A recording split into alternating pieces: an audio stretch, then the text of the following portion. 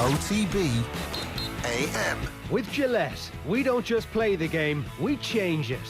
Gillette, made of what matters. 7:30 this Wednesday morning. You're very welcome along to OTB AM. It's Ger Gilroy and Owen Sheehan with you all the way through until 10 o'clock or maybe a little bit after. You can get the sense bubbling up that today is going to be one of those days where there is a lot of news happening and a lot for us to digest. We're going to get the very latest on the government versus the GAA, or the GAA versus NEFIT, or however that triangle works out. We'll hear from the Kerry County Board Chairman. We'll also get the immunologist's view about the government's decision to prevent people from going to watch sports events that have gone back behind closed doors. Very unclear messaging coming from the government yesterday, so you would hope that there'll be some clarification coming in terms of what actually was the intention behind their decision making. And then last night the GAA issued a very strong statement, it's fair to say. The FAI issued a statement full of detail about what is going to happen and the impact that it's going to have for football right around the country. So two different approaches from the different sports organisations. We'll tease that out over the course of the next 2.5 hours. We're also going to go to Germany to find out why the revolution in German football managers resulted in 3 German managers in charge of the final 4 teams in the Champions League. And we'll preview tonight's Champions League action as well, as Bayern Munich look to make it a super club, an all super club final against PSG after PSG hammered RB Leipzig last night. So plenty to get your teeth stuck into, plenty for us to talk about, plenty for you to get involved in the conversation about this morning. 0879 180 180 is the number. First this morning we're going to hear from Anthony Staines, an Irish medical academic, Professor of Health Systems working on public health and policy. First though, Dave Clark here talking about his decision to step away from presenting the darts on Sky. Have a look. Dave Clark, you're very welcome. Good evening, Joe. Good evening, boys. Great to have you with us. Great to have you with us. So the decision, tell us how you came to it, and was it, I mean, clearly it's been bubbling away at the back of your mind for quite some time, but why now? Why was this the right time? Well, it's hard to give up the best job in the world, isn't it? You know, watching sport for a living is brilliant, and it's been amazing. 22 years at Sky. I launched Sky Sports News back in '98, and did the boxing for many years as well, and the darts. But I just thought that the lockdown gave me time to think, and because of my Parkinson's, my days of presenting are going to be limited. I had a couple of close shaves. I was standing side of the stage, ready to go in front of 10,000 people at a big venue, and my meds hadn't kicked in. I thought this could happen more regularly. I didn't want to fail on air, so I wanted to go out with my dignity intact. Very few people in this industry get to call the shots and go out at a time that suits them. And I didn't want to embarrass myself, or I just wanted to go out when I could still do the job, still perform, and now is the perfect time. No crowds at the darts influence, because I need that to get my adrenaline going and get the buzz. So lockdown and no crowds at the darts really we're going to do 9 days in Milton Keynes, which they did brilliantly, but it wasn't the same. And I bow out. My last gig was in front of 7,000 people in Liverpool. Amazing night, great crowds, great reception, and that's how I'd like to remember darts. It'll go on. It won't quite be the same without the crowd, but you know, the crowds will come back eventually.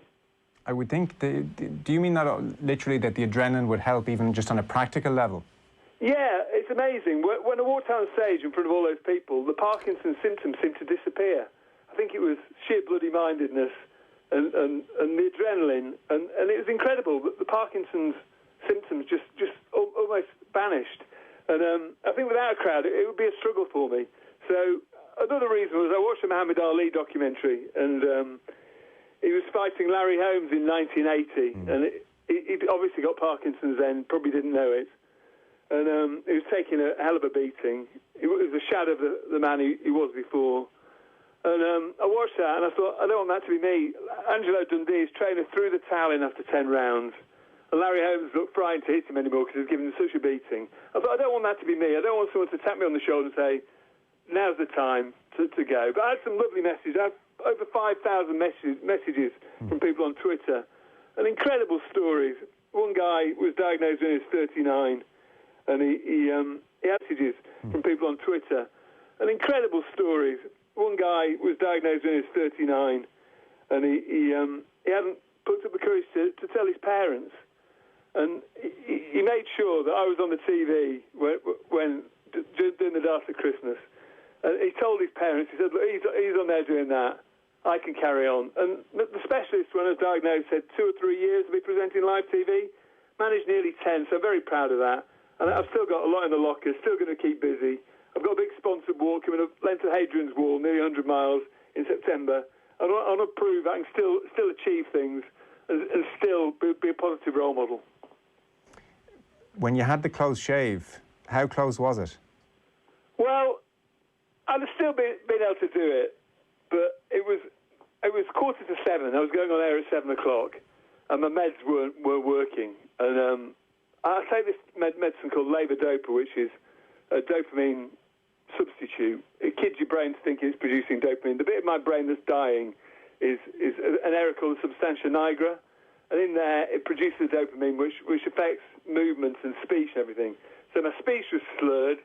I get the impression I was drunk before I walked on stage. Luckily, they kicked in with 5 minutes to go, but it was frightening, really frightening that I was going to be live on TV in front of 500,000 people and walking down stage in front of 10,000 people, and it was too close for comfort.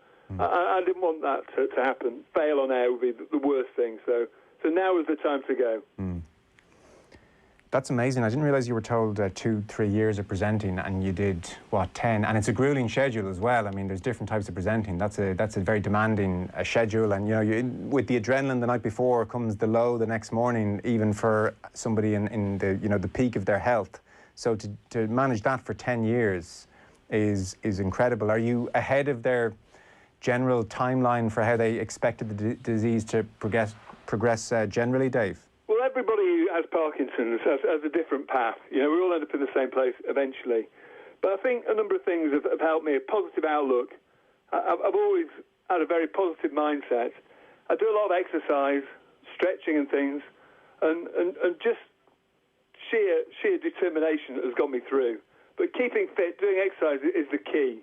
I do an hour or so every day, stretching and cardio work as well. I think that's helped me. And getting my meds right. So before I was on air, I'd make sure I rested up during the day. I had a really stringent routine.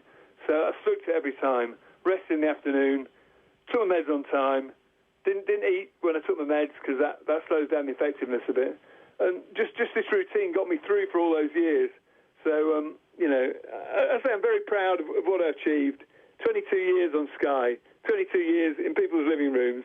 It's been a great journey, working with some brilliant people. And I still intend to do a bit of broadcasting. Might do a podcast. I'm writing a book at the moment as well, Stand Up If You Love the Darts, about the inside track, about stories about Sid Riddell, Eric Bristow and the boys from back in the day. So I'm keeping busy. And, I've got to admit, I shed a few tears when I sent and said it was over. But, all good things come to an end. I've had a great time. Don't feel sorry for me, because I've still got a lot of things to look forward to, and still a lot to do. And were you oscillating back and forth when you made the decision and sent the tweet, or were you in a fairly definite place mentally? No, I knew it was time. Okay. I knew it was time. I think I always knew that,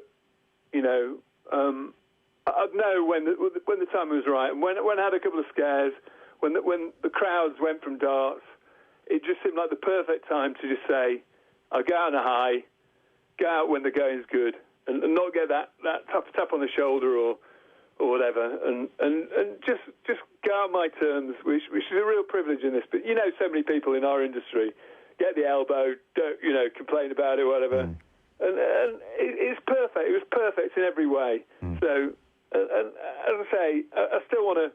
I've raised over £500,000 for Parkinson's research now, which is, that'll be my legacy, as well as presenting live sport.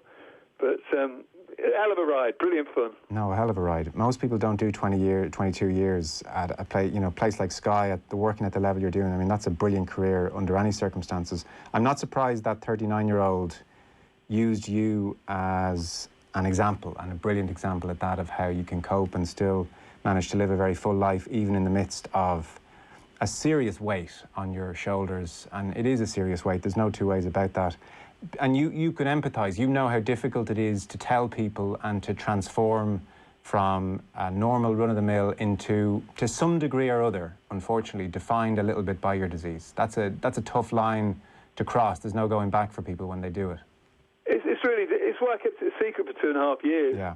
it was really hard. I didn't tell anybody, and there was one time I was doing a boxing show in Liverpool, and the on-air clock was ticking down, and I was trying to do my tie-up, put my cufflinks on, and I was really struggling.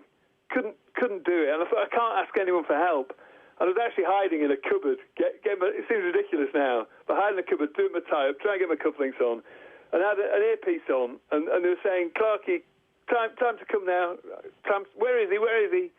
And it was really stressful, and that affected me for days afterwards. And I thought after that, I've really got to tell people, and very supportive, little things that my production team at Sky did to help me were amazing. Just things like something so simple. My right hand doesn't work very well, so when I was doing interviews, my hand might shake, and it just distracts from the interview.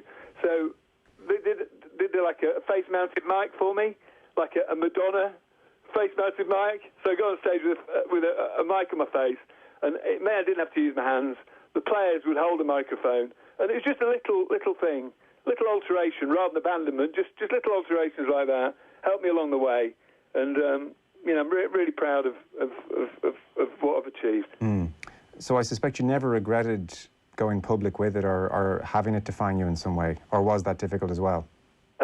It was hard, I didn't want people to feel sorry for me. Or having it define you in some way, or was that difficult as well? It was hard, I didn't want people to feel sorry for me. Yeah. I didn't want people to see me as the bloke with Parkinson's. Now it's turned into a good thing, because people appreciate what I've done, and being a positive role model for people with Parkinson's. I've shown people it's not the end when you've got Parkinson's. I admit when I was diagnosed, I was googling bungalows and wheelchairs and all that sort of stuff, and I can still get the stairs easily. I can still walk with a limp. Sometimes when I'm bad, I can't do the buttons on my shirt. I can't write my name, and my speech is slurred, and I feel really flat. But if you've got Parkinson's, get up, get dressed, get out, and the good days, after a bad day, will come a good day. So if you've got Parkinson's, don't give up, keep fighting. Where does fear come into it, Dave? Fear? Yeah. Well, I live in the moment. I don't think too much about the future, because if I thought about the future for me is not bright, because eventually I won't be able to walk, I won't be able to talk, I won't be able to smile, and that's the inevitability of Parkinson's. It was discovered 200 years ago. The medicine I'm using is over 50 years old. It's the same medicine my dad was on, levodopa. It's good, but we can do better, Harold Wilson was Prime Minister. Man out and land on the moon was still using the same medication, and it just masks the symptoms. It hides the symptoms. It doesn't cure anything. So without it, I'm a mess. And the fear is that in the future I won't be able to walk and talk and be wheelchair bound. And eventually, most people with Parkinson's, end-stage Parkinson's, choke to death because they can't swallow. So it's a horrible ending, but I don't think about that. Whenever I start thinking about that, I change my thought process, eliminate it straight away. Think about sunshine and sunflowers and a positive outlook. You look into the future, it's not bright. So Okay, because I guess there might be different approaches there. There's the one you're taking, which is definitely working for you. Other people might want to face that reality and maybe speak with a counsellor or write it all down and sit with it for a while, and maybe that works for them, maybe it doesn't. Frankly, I don't know what the hell I would do. Yeah, it's the best of the worst illness, Parkinson's, if you like. Motor neurones is quick, 2 or 3 years, and it kills you. Wilson's and Huntington's are other terrible neurological illnesses. If you've got a chronic degenerative neurological condition, this is the best one. So that's a positive in many ways. So to sum up the last hour or so, there's been a lot to digest. Micheál Martin made the point that we're at another critical moment here with the COVID situation. To those who say this is an overreaction, there are 3,000 dead on the island, many thousands more ill. We can't go back. If we falter now, every sacrifice was for naught. We have to recommit. The continued threat of the virus was talked about. We must remember our responsibilities to each other. The health minister talked about multiple clusters throughout the country in people's homes, in people's workplaces and other social settings. The 5-day average now 116 cases per day and rising. Today, 190 cases. He said the next 20-odd days, now 116 cases per day and rising. Today, 190 cases. He said the next 20-odd days was our window of opportunity. Eamon Ryan talked about stopping this becoming a runaway phenomenon. Ronan Glynn was there, acting Chief Medical Officer, talked about clusters in the home, in work and around sports events as well, where we often feel our safest. These were the environments we're seeing cases emerge now. On the sporting front, obviously we're a sports show and the measures do not just apply to sports, but the key points: matches go ahead and sporting activity goes ahead, but training sessions limited to 6 if it's an indoor event and 15 if it's an outdoor event. So in effect, if you have your training sessions on a Tuesday and a Thursday, it'll be limited to 15 outdoors, but then at the weekend when you're playing your match, that will go ahead as it has been over the last couple of weeks and months. Anthony, give us your overall reaction to the press conference and what's been announced. Well, I think there's a couple of things are becoming clear. We had 190 cases of COVID reported today. We had 200 on Saturday. These are numbers we haven't seen for several months. So what the government is doing at the moment, the living with the virus strategy has failed. And it's now time to do something else.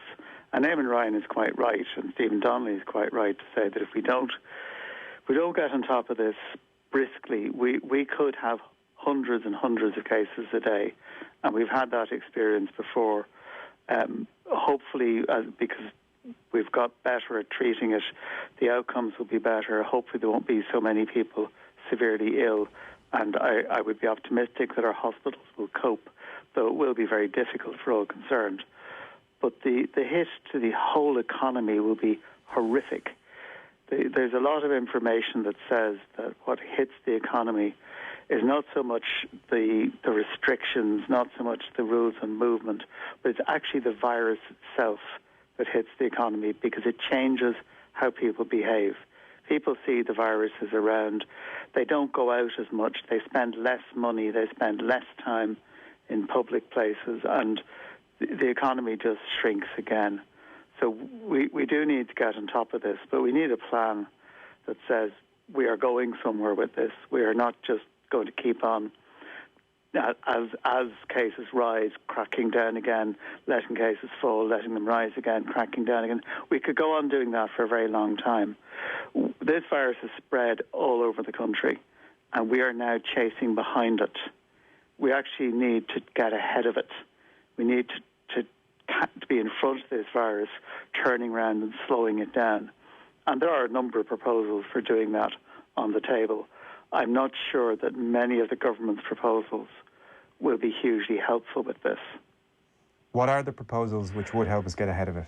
I think the proposals that would help us get ahead with it are to reduce the amount of movement in the country. So we have a paper published today about what we call green zones. And a green zone would be a county. So if you take Roscommon as a county, a small county, very few cases, it wouldn't be very difficult to drive and keep them there. And it would mean people from Roscommon would be able to start opening up a little bit, but people from outside Roscommon couldn't come in. And as more and more counties get green, as more and more counties get driven down to zero, the area you can move around in freely gets bigger and bigger. We reckon if we did this right, we could be back to county GAA matches by November. We could be back to rugby matches and racing by the new year, which would be greatly to be desired because much of the rest of the economy would come along with that. But we have to have a plan that says we're going somewhere, not just a plan that says we have a serious problem and we're reacting. Now, we do have a serious problem. I mean, Stephen Donnelly is absolutely right. We have a serious problem. We have to react. But we're arguing for a reaction that takes us somewhere, that has a direction of travel with it. There are a number of contradictions in all these proposals, as I suspect is inevitable, because opening up in a graduated way is more difficult than the shutting everything down. So Neil Martin acknowledged that and talked about, you know, we're trying to get some semblance of a balance across society to keep key components of people's life going in a reasonable context. For instance, in a sporting context, is there a sound logic in limiting training on a Tuesday or a Thursday or a Wednesday to 15 people outdoors, but then allowing matches go ahead at the weekend? Is that a good balance? Does that make sense as a reasonable way of approaching this, or does it just jump out to you as a bit crazy? There's nothing magic about what you're doing. The virus doesn't know that you're training. It doesn't know there's only 15 of you or there's now 30 of you. It is all about social contact. We saw in Aberdeen where, I'm sorry, I think it was a football team, I may be wrong, a couple of members of the football team, say, went to a bar and were infected there and came down with COVID. And Aberdeen is now effectively under lockdown. So it is a matter, it's not something just for the weekends or a particular event. It's something that runs through all our lives till we bring this down to zero. And that's why Nicola Sturgeon is pushing COVID to zero in Scotland, because she recognises that this is how the people of Scotland get their lives back. And this is what has been done in New Zealand. But look at, I mean, New Zealand were the great success story, and then it turns on a halfpenny. So, I mean, is the logic here not that we need to keep... Not quite. The New Zealand story is exactly what you expect.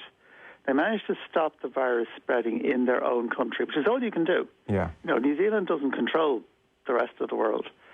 And it's more or less inevitable that there will be occasional outbreaks.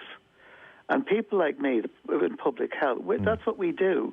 We come in and we deal with outbreaks. And 99 times out of 100, you never hear about them, or it's a paragraph at the bottom of page 14. Auckland has been closed down because of this virus. I think there's about 40 cases in total. But they're getting on top of it. The rest of the country is not closed down. There's about 40 cases in total. But they're getting on top of it. The rest of the country is not closed down. Beijing, which is a population bigger than Ireland, had a very big outbreak about 2 months after the Chinese managed to clear the rest of the outbreak. And actually, they don't know where it came from, but it probably came from outside the country. So, I take the point. I take the point. So on the training point, for instance, are you saying that, well, if we're going to have 15 training, we might as well have 30 if we're playing matches at the weekend, 30, or is what they're doing right, in your opinion? I think if you're training, you have to stay apart as far as possible. Okay. And, you know, I used to play rugby really, really badly when I was a kid.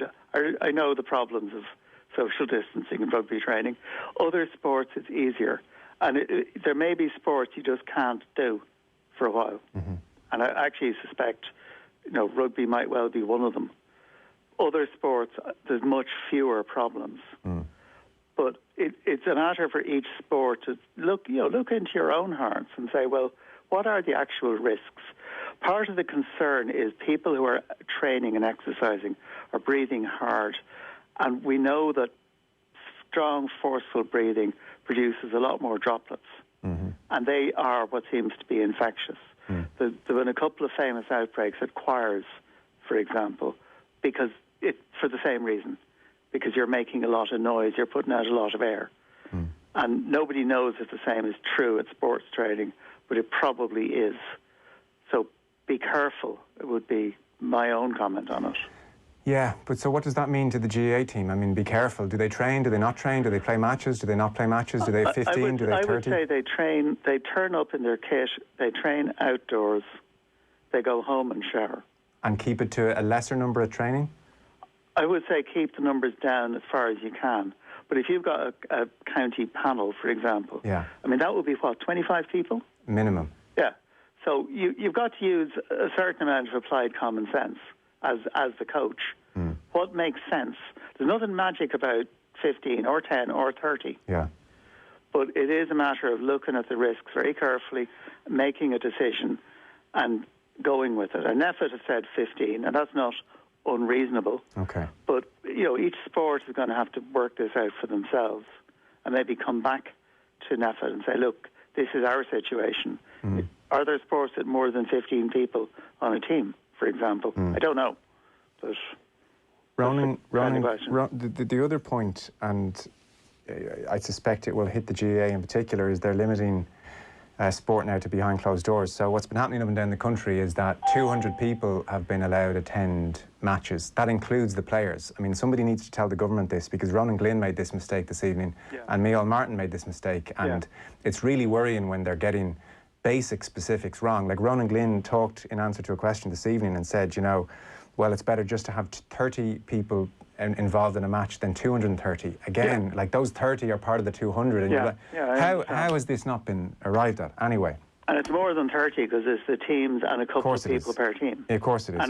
That issue aside, which is an ongoing one for them, his point on the decision not to have 200 people around a game now is, he said, there hasn't been evidence thus far of the playing of sport causing transmissions. He says, there is evidence, and they have evidence, so you have to take them at face value. There is evidence of transmission because of spectators travelling to and from matches together and congregating before and after. So, in effect, you know, he's talking about people going to a game and they see their neighbour and they go over and have a chat, and I fully suspect, of course, that's happening. So that's their logic. Do you have any qualm with that?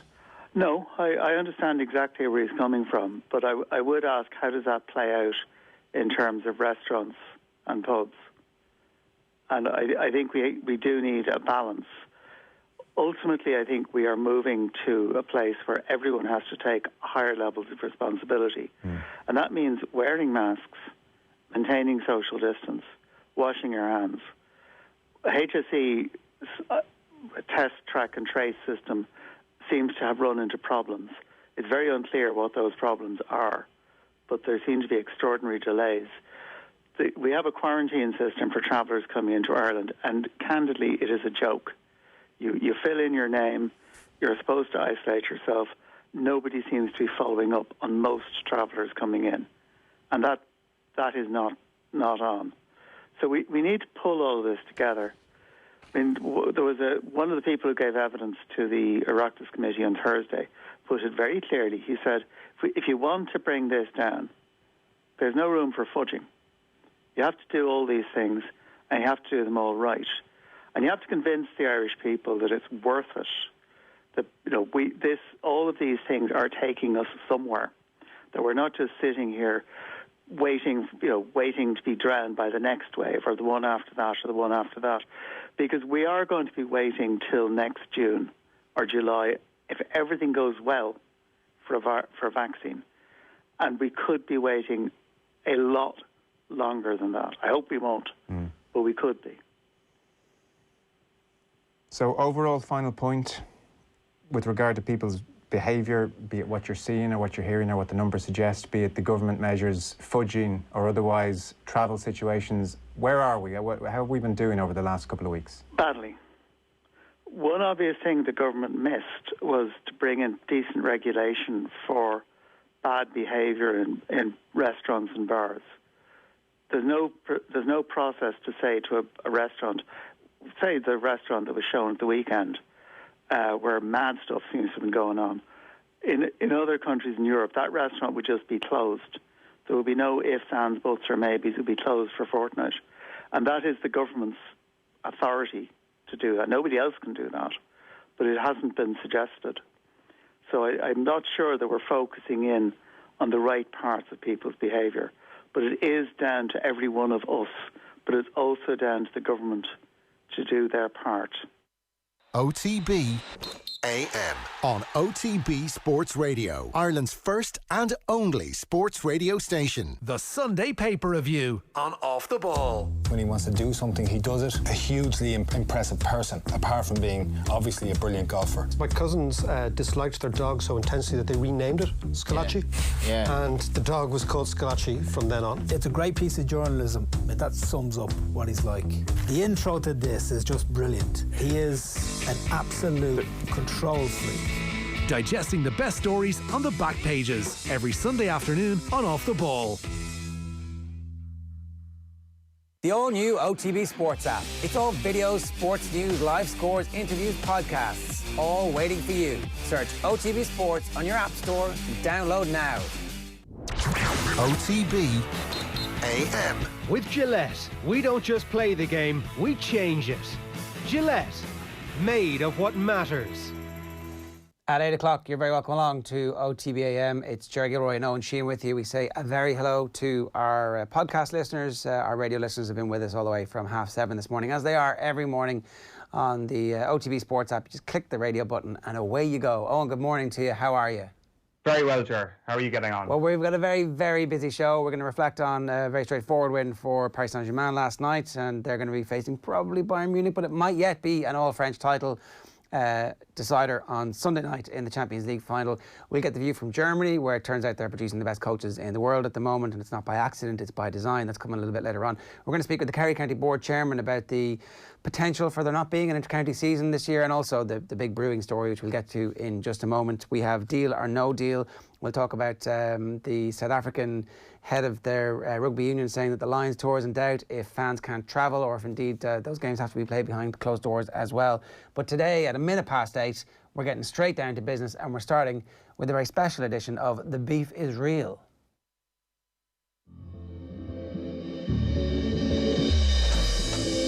Well, I don't like him, and I don't have to work with people I don't like. Patrick Vieira is 6'4", starts having a go at Gary Neville. He says, come and have a go at me. You should have gone to Specsavers, Charlie. Well, maybe you should go also then, Jeff, because you couldn't see driving home the other night. Don't you ever talk about me! So I think your arguments back and forward there, Tony. That's the point. I'm wondering... Just let me finish. Let me finish. I'm let you finish. It's pure constipated. You can forget about Sean Kavanagh as far as he's a man. If you're going to be critical, then you've got to make sure you've got something to back it up with, don't you? Maybe the coaches were maybe panicking a little bit. To me, you've got to have a little bit of a better record than that. The beef is real. In the green corner today, we're talking about Croke Park versus the other green corner, the acting CMO, the National Public Health Emergency Team's leader, Ronan Glynn. So by now, you'll be familiar with what happened yesterday.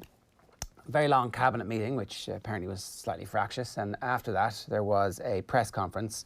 I gave the press conference about a 3 out of 10, and perhaps I was being a little bit generous to... maybe I just counted the people who were up on stage at the start. My favourite bit of the press conference, actually, was the... person signing in the background whenever Micheál Martin talked about the number of cases increasing. The guy doing the sign language just went like that. It's like, oh. And my 5-year-old went, did you see what he did? Did you see what he did? And she went, I was like, yes. So seems to be certainly the general mood on this, right? So anyway, I digress momentarily. New guidelines around public health, sweeping announcements about over 70s, essentially going back to cocooning again. Only go to the shop at designated times, limit the amount of hours you have outside of the house. I mean, you know, this is exactly what everybody was doing in the first place. Wear masks wherever you meet people. Avoid all public transport, that's a general thing. Work from home if you possibly can. Family gatherings limited to 6 people, all outdoor gatherings to 15 people. Obviously, we're 2 weeks away from the schools reopening, and if that goes badly, then it is going to set the whole country back months and months and months. So there's a bit of a tightrope being walked at the moment, and again they pointed out to the massive spikes that we've seen. The rolling average is awful. There was 190 odd cases, there was 200 on Saturday, so a fairly grim picture being painted. That's the government's case. They obviously mentioned the numpties in Berlin and the baked party where, as I said, a bunch of numpties pretending they were Burning Man. But Micheál Martin didn't actually mention in his speech part, he didn't mention direct provision, and he didn't mention the meat factories. Obviously, he answered questions about it, but the clear intention was to put in the public's mind that the responsibility for what's happening is essentially with house parties. And then there was also this bombshell thrown in the middle of it, which was all sport is going behind closed doors. The notion that the 200 spectators was going to go to 500 and eventually increase again was going to be something that that was torpedoed. No chance of that. So spectators, no. All sport behind closed doors, and even unclear about whether or not we were going to be able to drop kids off to matches and stay to watch them. So all of a sudden, underage sport is in danger as well. It has to be said that the government momentarily united all of the sports fans and attendees in the country for a couple of hours last night, when everybody was united in what the hell is going on here? Why is this happening? Ronan Glynn did say that there was some evidence that suggested that people sharing cars to go to games was actually resulting in cases. After that, a few statements were issued. The FAI came out with a fairly detailed statement saying this is what's going to happen at all ages and all age groups and all levels of football in the country. And they said that they would continue to stay abreast of the situation and keep in touch with the government. So clearly they'd spoken and clarified some things. The GAA statement dropped last night. And I'm going to read the full thing because it's short. Following this evening's unexpected announcement, the GAA invites Dr. Ronan Glynn and NPHET to present the empirical evidence which informed the requirement for the association to curtail its activities. The association will tonight be issuing an invitation to Dr. Glynn to meet with its COVID advisory group in this regard without delay. The GAA and its members remain at all times committed to protecting public health. Communication ends. Dr. Glynn apparently is a member of the GAA, Owen, but the beef is real. The beef is very real here. So what we tend to do in the beef is real, we tend to go back and actually figure out how early the battle lines have been drawn. But the beef is real gets very interesting whenever the battle lines weren't drawn in the past at all, when they were actually on the same side on things in the not so distant past. Now, I accept that 3 months is a hell of a long time in the year 2020, but let us go back a little bit to May of this year. We all remember John Horan appearing on the Sunday game in May, and here is what he told Des Cahill that night about how the GAA are making their decisions. We're taking our advice predominantly from NPHET and the information that they're giving out to us, but we're also setting up our own advisory group within the organisation, and we'd hope that they will in time link in with NPHET and get a roadmap approved by them, created by us, to actually get a proper return to play and use of our facilities. Now, let's also hear from John Horan talking about the prospect of playing games behind closed doors, because of course what's actually been lost a little bit in the mire of yesterday is that is just the line from the government. The line is that no sport behind closed doors. That's it. I think maybe we're getting mixed up in this idea that all sport has been cancelled and sport has been called off. That's not the case. It's just no fans at games. That is essentially the bottom line. No sport behind closed doors, yeah.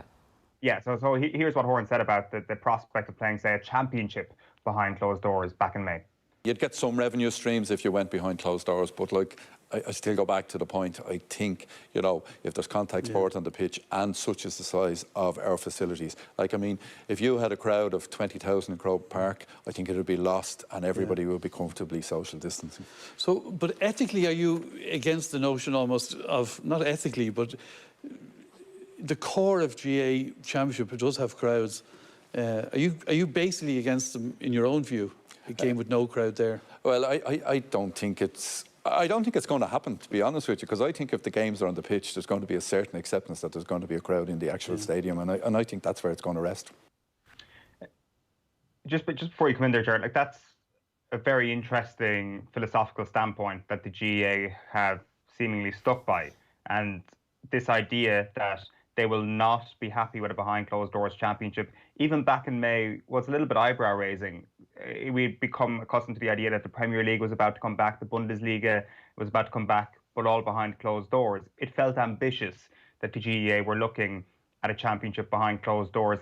Yesterday kind of forced them into this position. Do they stick to their guns and actually really go for this getting crowds at games scenario? They have. It has meant, though, that they have had to turn on NPHET a little bit, and they are no longer going to bow down to the word of NPHET unconditionally. They are now coming out swinging and saying to them, show us your evidence. They have literally said to a scientist, show me your science. Well, come over to us urgently and explain to us and our committee what's going on. It's been an interesting reaction. I think the GAA community have rallied behind the GAA. The scientific community are going, he's a bit busy, lads. There's a global pandemic on, and he's a bit busy.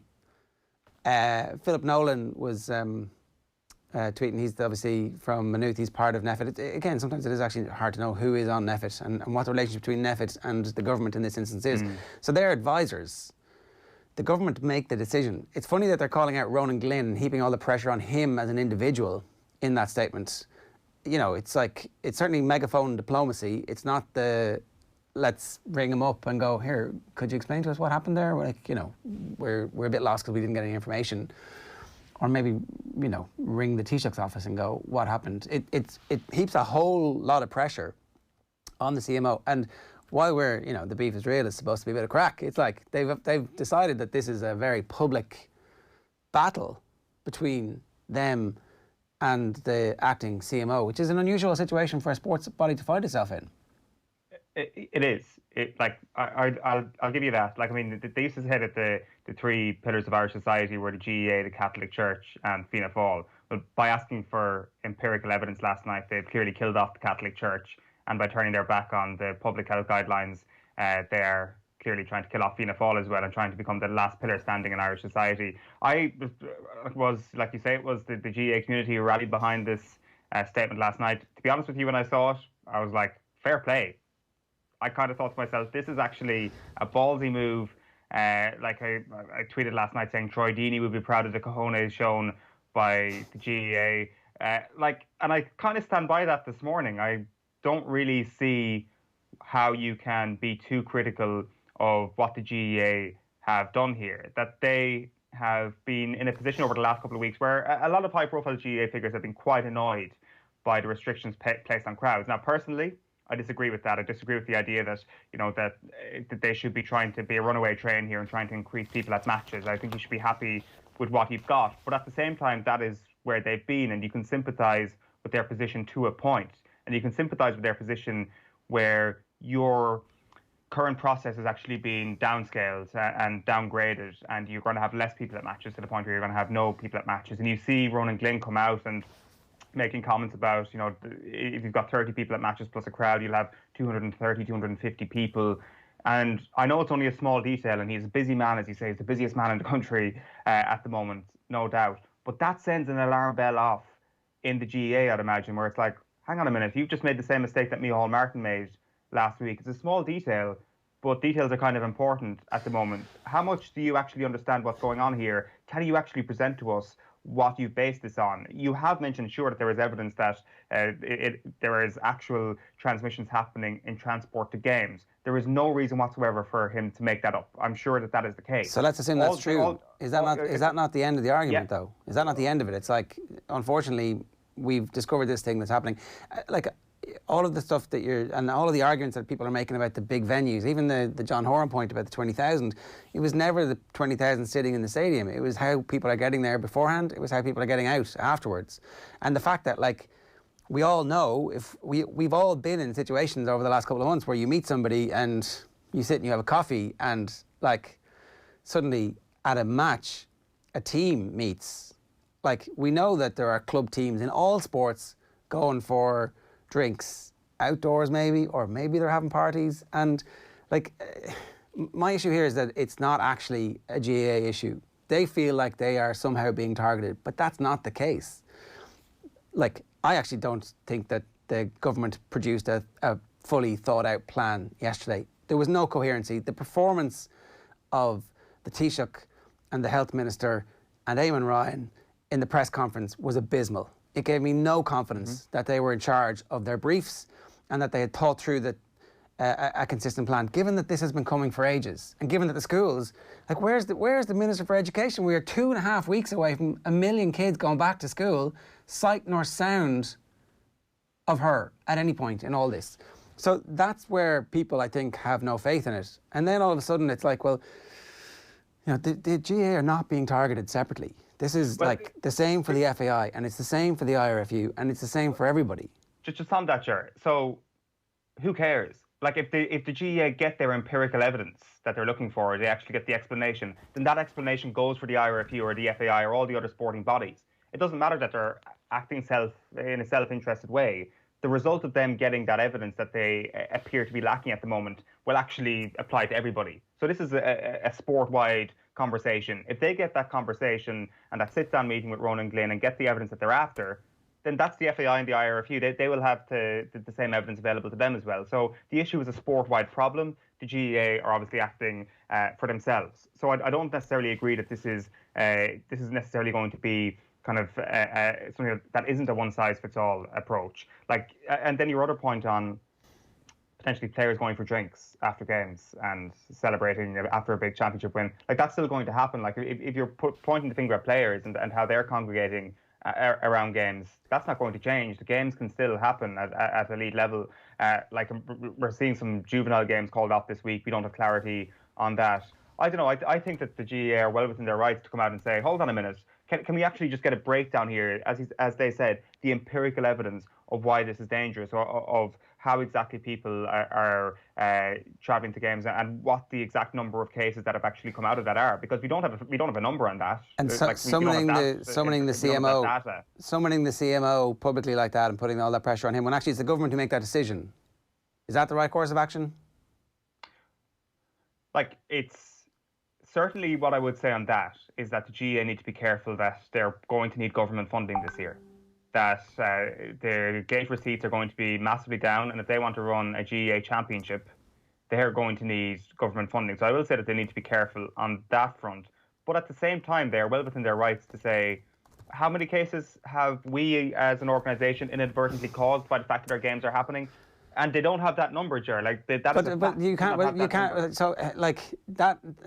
That's the bit where it's like, are we going to have like, are we going to mark people with stars and say, okay, your organisation is okay because you have produced, but this organisation over here hasn't? Like, if three people share a car to go and watch a movie, that's the wrong thing to do. But like, you can't check every car and go, are you going to a GAA match? Are you going to, like, that's the bit where it's overall.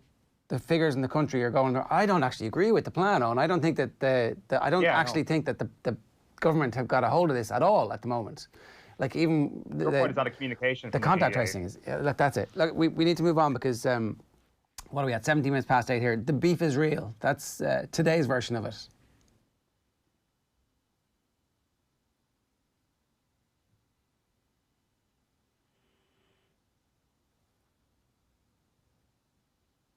Seventeen minutes past 8 here on OTB AM. If you want to get in touch with us, you can get us 0879 180 180 is the number there. Now, the Kerry County Board Chairman, Tim Murphy, is with us this morning. Tim, good morning to you. How are you? Good morning, Joe. I'd say, could we park yesterday's announcement just for 1 second? I wanted to kind of hear about the difficulties that you guys have had before we get to the actual layering on of what yesterday's announcement is going to mean for you on a day-to-day basis. What was the current scenario in terms of where you were this year versus how you had been on previous years, and what kind of difficulties were the Kerry County Board experiencing at the moment? Yeah, so there's a myriad of difficulties, I suppose, Joe, really. In terms of when COVID hit in March and the shutdown, obviously the immediate effect was on our clubs. The fact that they couldn't open, the fact that they couldn't even open walkways had a huge effect, I think, on all the clubs in the county. From a Kerry County Board point of view, there was very little actually happening at playing level, at fixtures level. In fact, all our time and resources was going into being part of the initiative to deal with COVID-19 along with the HSE and the Gardaí, and all our clubs played a huge part in that, over the course of March, April and May, and continue to do so. So as an example to compare this year and last year, there's actually no comparison. And I suppose if we come on then and we bring ourselves up to when clubs were allowed to reopen, the restriction of numbers in going to games was it put massive pressure on club secretaries and club chairpersons and club officers as a whole, because obviously the 200 limit put pressure on people that wasn't. We actually we instigated an e-ticketing system this year, for the clubs, and we ran it on behalf of the clubs, just in terms of contact tracing and in an effort to assist our clubs in as far as we could. And that actually worked quite well. But even if we cast our mind back to maybe 2 or 3 weeks ago, we were part of a collective lobbying of the government, which we felt was reasonable at the time, to increase the 200 to 300 and to increase the 200 to 500 in the bigger grounds. And, we felt as an association we put forward a very credible, coherent plan around that. And unfortunately that didn't materialise at the time. And that brings us up to yesterday, then where now we're in limbo insofar as the detail of what's been announced yesterday still has to be dealt with, and we're waiting for that. And I know Croke Park obviously has issued a statement, as you've been discussing. So it's been a very difficult year for everyone. But as an organisation, I think it needs to be said, George, that the GA have played their part in every sense of the word at a community level in terms of adhering to the protocols, to best practice. Our clubs have been exemplary all over the country, and I can say that without fear of contradiction. I was at 2 hurling games last season, two of our county hurling championships, one on Friday night, one on Saturday. I was at an under-10s match on Sunday morning, an under-12s match on Sunday evening, 3 under-14 games in the last 3 Wednesday nights, all in different venues. And I can say without fear of contradiction that the clubs were exemplary in how they ran their affairs. Everything was adhered to. Social distancing was adhered to. And, from our experience, certainly in Kerry would suggest that the GA have played their part in no small way in I suppose, in making sure that all the guidelines were adhered to, and nonetheless we were able to play the games, in our view, in a very safe manner. Tim, I've got to say, personally, I'm not in favour of a lot of the decisions that have been made over the last 24, 48 hours, and I find them baffling, and I find them a bit confusing, and I'm sure a lot of people out there are trying to grapple with them. Just for a moment, to play devil's advocate and to bring you what Philip Nolan has been saying on News Talk Breakfast this morning. He's obviously part of NEFIT. He says that there is empirical evidence here and internationally that there are cases from gathering at events. There is data that people are gathering after matches, travelling together, and that's the issue. So in essence, and I'm paraphrasing a little bit there, in essence, it's not the organisation of the games themselves, it's the getting to and from that is the issue. So it's not that any organisation has been remiss in their duties or the COVID officers haven't been doing their jobs. It's just human nature that we're social animals, that on our way to and afterwards, we tend to be a bit lax in the rules. So they're saying it's essentially coming down to personal responsibility. Yeah, I get that, and I heard your programme last night in relation to that as well, Joe. What I would say about that is certainly, and I'm only talking about it from a Kerry perspective. All the games I've mentioned to you, in terms, particularly at juvenile level, all the kids came individually in cars with their parents. They attended the game. They adhere to social distancing within the different venues around the county. I think what the GA have done is, I think what you said, and far be it for me to contradict somebody in NEFIT in relation to this. I'm certainly not doing that at all, Joe. But what I think it's an awful lot more palatable for an association to accept a decision if there's evidence provided to say, yeah, that's a reasoned decision and we can accept that. But at the moment, it would appear the decision is made and we don't have any, supporting evidence at this point in time. I'm not saying that it's not there, but I think the GA are well within their rights, and that. To be fair, I think if that evidence is there, we should have sight of it, and I think people would be an awful lot more accepting of the decision that was made yesterday if that evidence was present. But at the moment, all the anecdotal evidence that we see on the ground, observations in the main, would suggest that people do take personal responsibility in the GA, and that they do adhere to the principles of social distancing and all the other the myriad of items that have been announced through NEFIT and through the government.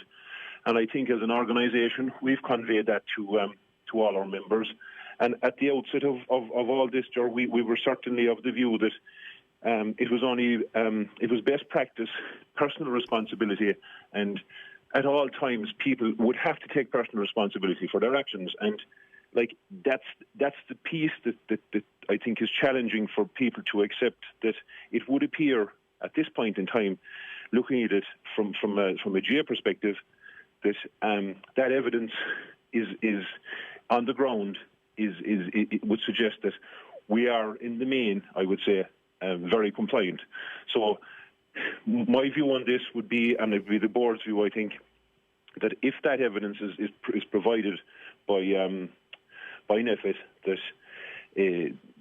that behaviour is going on and contributing to the transmission of COVID, that would be an awful lot more palatable and easier to accept for members of the association. But so it's a communication issue, Tim, in one respect. If they have the evidence, and so community transmission has apparently doubled in the last 2 weeks, is something else that Philip Nolan has said this morning. So you can see why they're getting to a scenario where they need to make some decisions. Ultimately, it's the government who end up implementing this, by the way. So the government could always say, well, look, for example, and you guys cancelled under 14 matches last night, is that correct?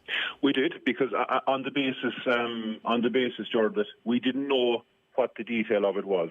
Like, if you take that to the nth degree, what would actually happen is you could have 40 cars arriving with 20 players on each team, and the kids going in to play the games, and 40 parents congregating outside the field. So it serves the exact opposite purpose to what it was intended. And also, like, the kids are going back to school next week. Like, most schools are only beginning to issue guidelines right now, but like there isn't joined up thinking around this at all, Tim, and I can completely see why you're frustrated about it. Yeah, that's the issue, and I suppose the other issue, George, that every county board, and I've been in contact with most counties, is when a decision is made, it's instantaneous. There's no lead in. So, for example, that decision was made yesterday.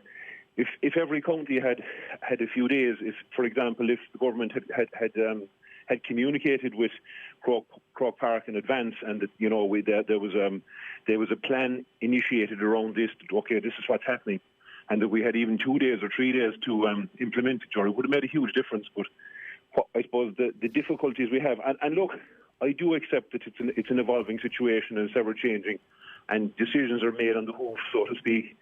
We get that, but I just think, like, the GA have played a huge part in fighting this COVID-19 virus in every respect, and all we're asking for is, that we'd get that level of information, maybe in a more timely fashion, to allow us to deal with it then, and to be fair to our clubs, to be fair to our people on the ground, who at the end of the day are all voluntary people and all volunteers. Tim, we were listening to a bit of John Horan from May at the top of the show there, and about how he was really against the idea of an inter-county championship happening without fans present at grounds. It's now looking like if an inter-county championship is going to happen, the only way it is going to happen is without fans at grounds. From what you've experienced in a microcosm in Kerry over the last few months, are things like streaming and rights and the revenues that come from that, will that make it a worthwhile exercise for this to go ahead? Because I'm sure you're well aware of the cost of putting Kerry into a championship in both codes. Totally. I would say if you take the club scene first, certainly the streaming has gone exceptionally well. It was our first experience as such of streaming games to any sort of a level. So it's gone very well, and it's been received very well. So I think the fact that we're able to do so under the current circumstances is fantastic, and we're able to get the games out to people that would otherwise be travelling to the games. I think the challenge for Intercounty is twofold. First of all, I think there's a whole area of players and the health issue, which I think will take guidance from NEFIT and obviously the government on that. But the second issue then is obviously the financial nature of Intercounty, and when you take 30 or 26 counties in our case in the Republic and the six in Northern Ireland, and the cost of preparing those 32 teams relative to the cost of to what the TV rights may bring in, that exercise needs to be done, Joe, I think. But I think for the betterment of society and to give people hope, I think it would be very important, in our opinion, for the intercounty scene to continue, albeit behind closed doors, but at least people could actually watch it on TV. And I do hope that that does happen. But again, I think in many ways, George, this is outside of the GA's control, because it'll be determined by factors that we don't have control over. So what we're trying to do is control what we can control. and it's up to others then to decide. Yeah, is that a good course to take, and is it a safe course to take? And I would imagine that decision will be made certainly in the next fortnight, or I think it'll have to be made the first week in September in advance of any inter-county training resuming. Okay, so we're facing into a very critical juncture. Tim, you've been very good with your time this morning. Thanks very much for joining us. Thank you, Joe. Tim Murphy there, the chairman of the Kerry County Board. 0879 180 180 is the number. I think, Owen, the debate about whether or not the inter-county season is going to happen has become, certainly it took off on Twitter last night, and in various discussion groups that I'm part of, there's a divided opinion about whether or not the right thing to do is to persist with an inter-county season. But I would certainly think that for now it absolutely is, right? I would have thought so. I definitely think that the idea of it behind closed doors is far more palatable now than it was a few months ago. And I think everybody's entitled to change their mind as much as they want in the year that we've had. And I wouldn't be surprised if John Horan is now considering the possibility of a behind closed doors championship, because it's the only way that it might go ahead. Just one last point on this, and I'd be interested to get Kingston's take on this in a moment as well. This idea of carpooling to games and people congregating outside games is part of the way of combating this. Has that not been achieved in other elements of what the government have said yesterday, and what NEFIT have said yesterday? Was a guideline not implemented yesterday that those people who are travelling in cars together should not be from the same household, but if you are from the same household, you should be wearing masks? Is that not a way of fixing the issue, rather than just saying that we're going to have no crowds at games? I'm not saying that the answer to that question is yes. I'm just proposing that question, that perhaps the government had the fix in one of their guidelines yesterday, and they didn't necessarily need the fix of banning all crowds from games. Look, I think it was very interesting to hear Tim Murphy talk about the issue being a communication issue.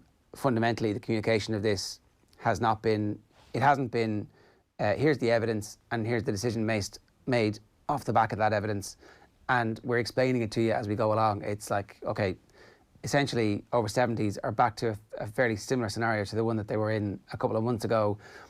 Sport's actually in a better position than it was a couple of months ago, in that they're letting games go ahead and that they're actively encouraging people to get back to that level, telling everybody to work from home again. That's like a crushing blow to the economy of city centres and to anywhere that people were commuting to. So there's a lot going on here, and in the midst of this, essentially what's happened is 150 people less or 120 people less are going to be able to go to games now, and the notion that that's going to go to 500 has been kicked back indefinitely. So it's not as big a decision when you boil it down as perhaps it seems. There was almost like a feel from the mood on social media last night that sport had been called off, and that's not the case at all. Sport is continuing, and I am sure that the communication issue and the problem that people have with the communication issue is loud and clear from the GEA statement last night. And again, I'll come back to the fact that I think they're well within their rights to do it. It's just going to be I wonder if a lot of this is all happening for the schools, and everything needs to be put into a very cautious place to ensure that the schools have the best chance of reopening without a hitch. And you know what? Say that if that's the case. Look, this is a plan to make sure that actually schools can reopen, and then we're going to stage everything after that, because if that doesn't go well, then there's going to be a significant impact. They might have no connection, but who knows? And if they're saying to us, we need to actually be cautious on every single front, because if we can get schools open, then we're into the next phase. But again, it's just saying that. OTBAM is live in association with Gillette. Good morning. Start with Gillette, giving you the confidence to tackle the day ahead. Now, I'm delighted to say Kingston Mills is with us to talk to us a little bit about what the science might be behind this, and where the thought processes about spectators at sports being an issue has come from. Kingston, good morning to you. How are you? Good morning. We're a little bit confused by the decision-making process, and certainly the chairman of the Kerry County Board has been on with us this morning, and he says, look, if there's empirical evidence there, show it to us and tell us and bring us with you. I think that's kind of the main issue here, is that people haven't been brought with the decision-making. Why would spectators at matches be an issue? Well, I'm confused as well, to be honest. I think the the fact that 50 or more people can go to a pub down the road and the same number can't go as spectators to a rugby or football match doesn't make any sense. It's inconsistent policy, quite frankly. Outdoor activity is much safer than indoors, and I don't see that sitting at a safe distance in a stadium wearing a mask is any great risk compared with some of the other risks that are still going to be there when the current measures are in place. So I don't know where it's coming from. I don't know where the evidence is that's been spread at sporting events. They've quoted, pre and post match, either travel, or I suppose they're talking about people congregating in pubs before a match or afterwards. But again, if the pubs weren't open, that wouldn't be an issue. So it seems like sport is suffering as a result of people's desire to go to a pub. So maybe it is through travel, and if people wear masks, then the risks of transmission are significantly reduced. So I'm at a loss to understand why these measures have been implemented for sporting events. Okay, that's very interesting to hear, because the point you made about masks, public transport is now something that people are being recommended against using as well. You can't help shake the feeling that the people who are making the decisions don't really use public transport and don't need it in their day-to-day lives. But a lot of people actually do desperately need public transport, and now they're being warned against it as a measure of public health. Yeah, well, I mean, I think if you see the scenes of very packed buses or trains like we saw from London earlier in the pandemic, that would be worrying. Certainly, even wearing masks in a very crowded setup is not ideal. So I do agree that crowded buses or Lewis's or other modes of transport are not ideal. But I'd imagine most people going certainly to rural GA matches won't be going by public transport. They'll be going in their private cars, or if people are in the city, they can cycle their bike to watch a sporting event. So I don't see that the public transport issue is part of the problem in terms of getting to sporting events. And if people wear masks, that's significantly reduced. I mean, again, all the evidence. I mean, the government were slow enough to buy into this, but they have bought into it now. That and a lot of us scientists have been saying it for some time, that there's a significant benefit in wearing a mask. It's not 100%, but it's certainly there's evidence that wearing a mask does stop transmission. So people either in transport or in a football stadium, if they're wearing a mask, or if they're at work and they're close proximity to someone else, wearing a mask is certainly beneficial in terms of reducing transmission. When you think about this, there's been a significant balls up here, really. Like, sport should actually be one of the easiest ways to communicate to people about best practice. People go to games, they learn the protocols, they learn that it's going to take you an extra 15, 20 minutes to get in because you're going to have to queue for a little while for entrance and for exits. Let's all introduce a slightly different pace to our lives to try and see what the new normal, which was supposed to be, here in summertime, was going to be the case. But instead, what we've done is we've shut down the opportunity to access that as a means of communication. These games are all on TV. Every week, people are watching League of Ireland matches, GAA matches, and now next week they're going to be watching rugby matches. And if there was 100% compliance with the crowds wearing masks and slowly queuing to get in and slowly queuing to get out and everybody obeying the rules, wouldn't that have been a brilliant piece of architecture to explain to the public, this is how we're going to do things from now on, you better get used to it, but actually it works fine? Yeah, I mean, I think it's important to say that, I'm not trivializing the risks, and I've made lots of comments about, the need to practice safe, for people to be, doing the right things in terms of social isolating and wearing masks and not congregating. So I don't want to come across as being, giving mixed messages here. So I don't think large crowds at any matches are desirable at the moment. I do think that smaller crowds are not an issue, and I think a couple of hundred starting with and showing that you can effectively get a few hundred people into a large stadium effectively by doing the measures that of distancing at entrances and exits at closing all bars and coffee outlets and just not allowing people to go to the toilet during the matches, and if they need to go to the toilet, they go to the toilet and they go home. But there are simple measures that could be put in place to make it a safe thing. And I think if they did that and showed that there wasn't an issue with transmission at matches with smaller numbers to start with, a few hundred, then they can make the case for increasing that over time as hopefully the pandemic reduces again. I mean, what's happening at the moment is certainly very worrying. The numbers increasing nationally, and a lot of this seems to be around clusters in certain workplaces. But these are all indoor workplaces where people are working in very close proximity to each other, and others are then community transmission. We hear a lot of cases about house parties and maybe pubs. We don't know as sources of transmission. Certainly, when people are in close proximity, that's an issue.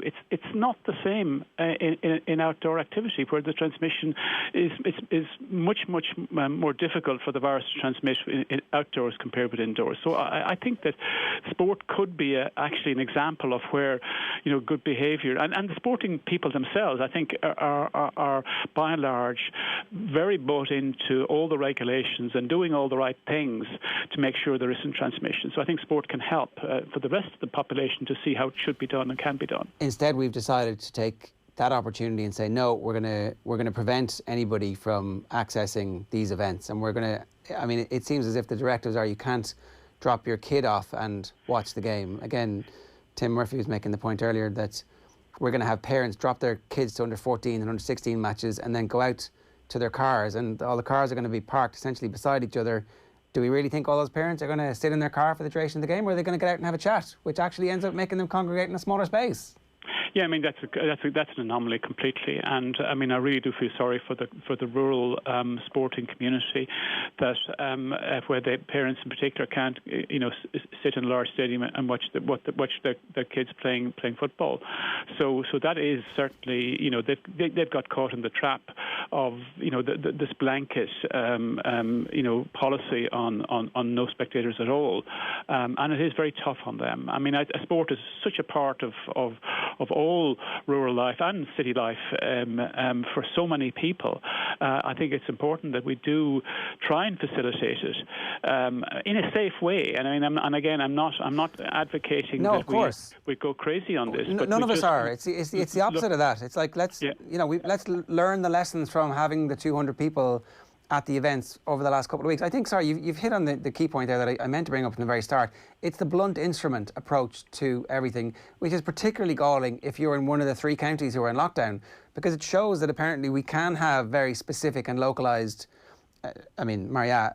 notions of and a response to this, except when it comes to something like sport, where it's, no, sorry, something has happened, somebody has ruined it for everybody, and as a result, all sport must now go behind closed doors. Yeah, I mean, it's difficult for the policymakers to come up with something that's going to satisfy everybody, and there's always going to be, issues around one group or another not being satisfied what measures are brought in. So it is. I do feel sorry for the authorities and for the medical health advisors, in trying to come up with policies that suit all. But I really do think this is a situation where the sport has certainly missed out on what are measures that are really should be designed to control the infection in other areas, in particular in work areas, where it's been a big issue with people, working in very close proximity to each other indoors and perhaps not wearing masks. So I think the whole policy it needs to be looked at. We have the same thing with airline flights. We still have flights coming in with people, a couple of hundred people sitting in a plane for an hour or two before they get to Ireland, being asked to isolate when they arrive, and it's not mandatory. And we're not being told lately the numbers of cases that are coming from travel, but that had been going up, and it will go up again if we don't put in place the measures to contain travel, international travel. So international travel is much riskier than travel to a football match, and yet that's been singled out. And yet the international travel is okay. People have been advised by government not to do it, but it's not been made mandatory to self-isolate. It's not been made mandatory to have a test before you travel or when you arrive, and it should be.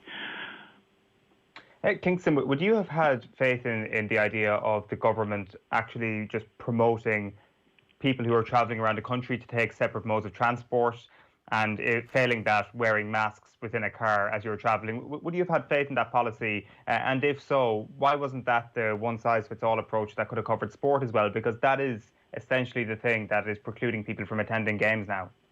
Yeah, I mean, it's the same. I mean, you know, what's the difference in terms of the risks of driving to a sporting event or driving to work? It's the same risk. So, you know, people are driving to work in a car with someone who's not a family member. They've been asked to wear a mask, and I think that's reasonably sensible. I think that the same measure could be said of people driving to a sporting event. If you're not from the same family, well, then you wear masks. I think some of the sporting organisations, like the Rugby in particular, are testing all their players and all their staff, and I think there's been one case only in a player, or it wasn't even a player, it was one of the academy, but it wasn't the frontline player, academy player being positive, and then, you know, that action was taken. But by and large, the sporting organisations have done a very good job in putting in place measures and following government guidelines. So I think it's tough on them is the bottom line. Okay, so the current policy doesn't seem to make that much sense. What's the way out of this for us, Kingston, in terms of what should be done and what could happen next? Well, I mean, you know, look, I don't want to advise, you know, that we have, 20,000 people in Croke Park next week. That's certainly not going to happen.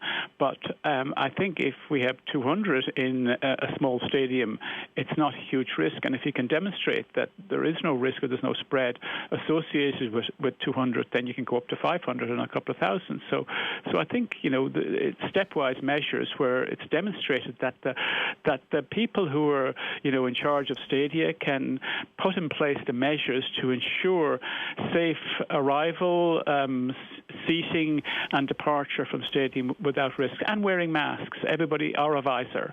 I mean, I think that the sporting organisations could simply hand out masks at gates if people didn't have them, and they're inexpensive now. You can buy them for 20 cents, and so there's no reason why everybody can't have a mask and wear it at a sporting event, you know, spectators. So I think that's something that certainly would be a simple policy to start with. But it has to be a stepwise process. I know we've gone backwards from where we were, but hopefully we can go forward in the next few weeks. Okay. Kingston Mills, thanks very much for joining us this morning. Okay, thank you. Professor of Immunology at TCD there. 8:47 here this morning on OTB AM. Right, I'm going to give you an opportunity to enter our competition. This week on OTBAM, we've been celebrating the launch of the Nike Football 2021 Liverpool FC away kit. The new kit is available to pre-order in-store and online right now, and the Gold Premier League winners patch is available to be printed on new sales of the 2021 away shirt. Every morning this week, we're giving you the chance to win a €100 voucher for the LFC store in the ILAC Centre in Henry Street in Dublin. 3 ways of entering the competition for us this morning to be with a chance of winning. Share the show where you're watching. Better still, WhatsApp us a screen grab of how you're watching or listening to the show at 087 918 180, or on Twitter you can retweet this morning's OTBAM and tag @OffTheBall. It's time for the sports pages. OTB AM. I'm going to start with otbsports.com for you this morning. The homepage of all of the stuff that we put up for you. And on OTB Sports this morning, we have government restrictions. We can't be waiting to be drowned by the next wave. So that is their rationale for the decisions that they made yesterday. GA seeking answers over attendance. They've summoned the head of NEFIT, the acting CMO, to meet their COVID committee. Sport now restricted to behind closed doors in Dublin in terms of football. They issued very clear guidelines about what's coming next for them. And Dave Clark, when I walked out on stage, the Parkinson's symptoms disappeared. He talked about the power of adrenaline at the darts to make him forget his illness. He was on speaking with Joe Malloy last night on Off the Ball. Great stuff. You can get that on our highlights section on our podcast network. The best place to get that is, of course, on the OTB Sports app. The Examiner for you. GA seeks proof spectators are linked to spread of COVID-19. No fairy tale for Leipzig as Paris Saint-Germain march into the first final Champions League last night. Semi-final. Haven't barely spoken about it this morning and a column from Kieran Shannon saying the token gestures do little to build the public's trust. Talking about the lack of trust that the public have in the situation at the moment. GAA, show us the evidence. Their stern statement last night. They called on the government and health chiefs to present the empirical evidence that informed the decision to move all sporting events behind closed doors. And that's pretty happy Angel Di Maria and Neymar. And new rules, a body blow and devastating for soccer. That's one League of Ireland club have labelled the new rules limiting the numbers of attending matches as devastating and a body blow. The IRFU are awaiting clarity over the latest changes as well. And Katie Taylor saying feels like she's been in prison this last week. So all the back of the tabloids are all essentially the celebrations from Paris Saint-Germain and doorstop. GA want Glyn Chat and FAI we're still game.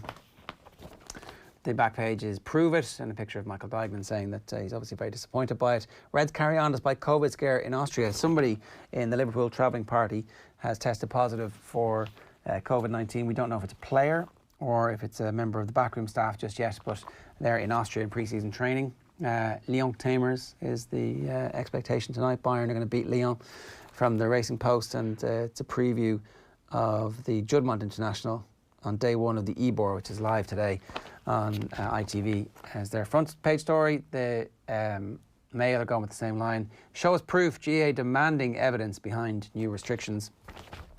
And the IRFU are seeking clarity on that. The Herald, again, their back page is Nation needs to see games. So they spoke with Nicky Brennan, who thinks that inter-county matches will actually be important to the mental health of the nation. A little bit later on in the year, Liverpool's pre-season COVID case in Austria camp.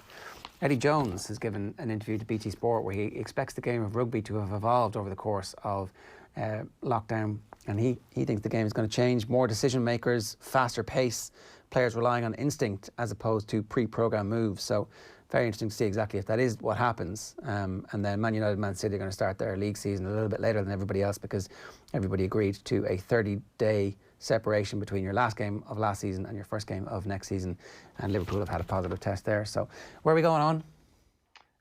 So we've done a lot of the reaction to the sports decision or the government's decision and Netflix's decision to not actually have crowds at games anymore. So we might just change tack here a little bit. And the back of the Irish Independent, you mentioned there, Cian Tracy reporting that Munster may look for injury cover to offset Carbery blow. And we were just having this conversation yesterday about how we really need to be having a conversation for Ireland where Johnny Sexton's jersey is under threat and his position is under threat. We're probably not going to be having that conversation for some time because the heir in waiting is injured and he's going to be out for another little period of time, which is, of course, Joey Carbery. He's been ruled out for the foreseeable future, suffered a setback in his rehabbing of an ankle injury, which dates back to last August in a World Cup warm-up game, and unbelievably frustrating for him, I can imagine. And as I said there in the headline, Cian Tracy reported that Munster may now have to look for cover because, of course, Tyler Blendal is retired. JJ Hanrahan seems to be their only fit and available out half for this weekend's game. Now they can promote the likes of Ben Healy to that status, obviously lacking in experience at that point, and that may be the way they go, but I guess we haven't really been on air since this news broke yesterday afternoon. It's just been an unbelievably frustrating few years for Joey Carbery, and he's going to need all the mental fortitude to get through it and to reach the potential that we all know he can reach. Yeah, look, it's heartbreaking. He's very young. That's the other side of this, and you're looking at people with significant injury profiles who've had issues, who have come back, and you're looking at Dan Levy. Obviously, Dan Levy's was such a horrific injury. There were doubts at that point about when we would see him again, and he's on the verge of being back full time. The ankle, obviously, it's such a delicate part of the body, and it's so important in terms of movement and cutting and acceleration and kicking. So I don't know. You really just hope that rest lets it settle down, and that he plays until he's 36 or 37, and that's kind of what he's got to be thinking at in his mid-20s. That actually. He's here for the long haul, and he could play. And look, I don't know. Maybe when he comes back, he doesn't goal kick. And is that really that big a deal? Somebody else can goal kick in that team, or he becomes a full back, and the responsibility is a little bit less. It might not be an issue at all. And maybe once your ankle is fine, it's fine, and you can kick away. But you just really hope that for his sake, and for Munster's sake, and for Ireland's sake, that he gets back because he's such a mercurial talent. Yeah, without question. One of the other rugby stories that's caught our attention this morning is in the Daily Telegraph. You've already mentioned it. British Lions tour could be called off, says Daniel Schofield, reporting that travel restrictions may make the trip commercially unviable. The South Africa Union chief basically saying that delaying the test is highly unlikely. So it's either next summer or not at all, naturally. Like this, immediately when I read this, I'm thinking to myself, what about all the other sporting events next summer as well? That must be in big enough danger. Like I'm talking about the Euros, I'm talking about the Olympic Games, that obviously there's going to be no more time to push them back anymore. And if travel between countries is going to be unviable between a multitude of different countries, then you'll have to say that the three international things that we'll have our eye on next year, the Lions, the Olympics and the Euros, are all in severe danger of just not happening. Well, you would hope that it certainly seems to me that most sports have been pretty good about making plans. The professional ones have been pretty good about making plans and getting stuff done. Like, let's have the Europa League in Germany over the course of a week. Let's have the Champions League straight knockout in Lisbon. So you can actually get everybody into Lisbon and put them in bubbles for however long that tournament lasts. Now, I don't know. Did Neymar go out and party last night? I don't know. I mean, it's like, it's up for grabs, right?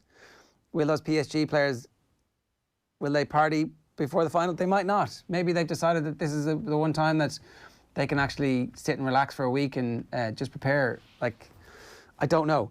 But you do hope that there's a template there. And from an Olympics perspective, you could easily just get everybody to Japan 2 weeks early or 3 weeks early and make them quarantine.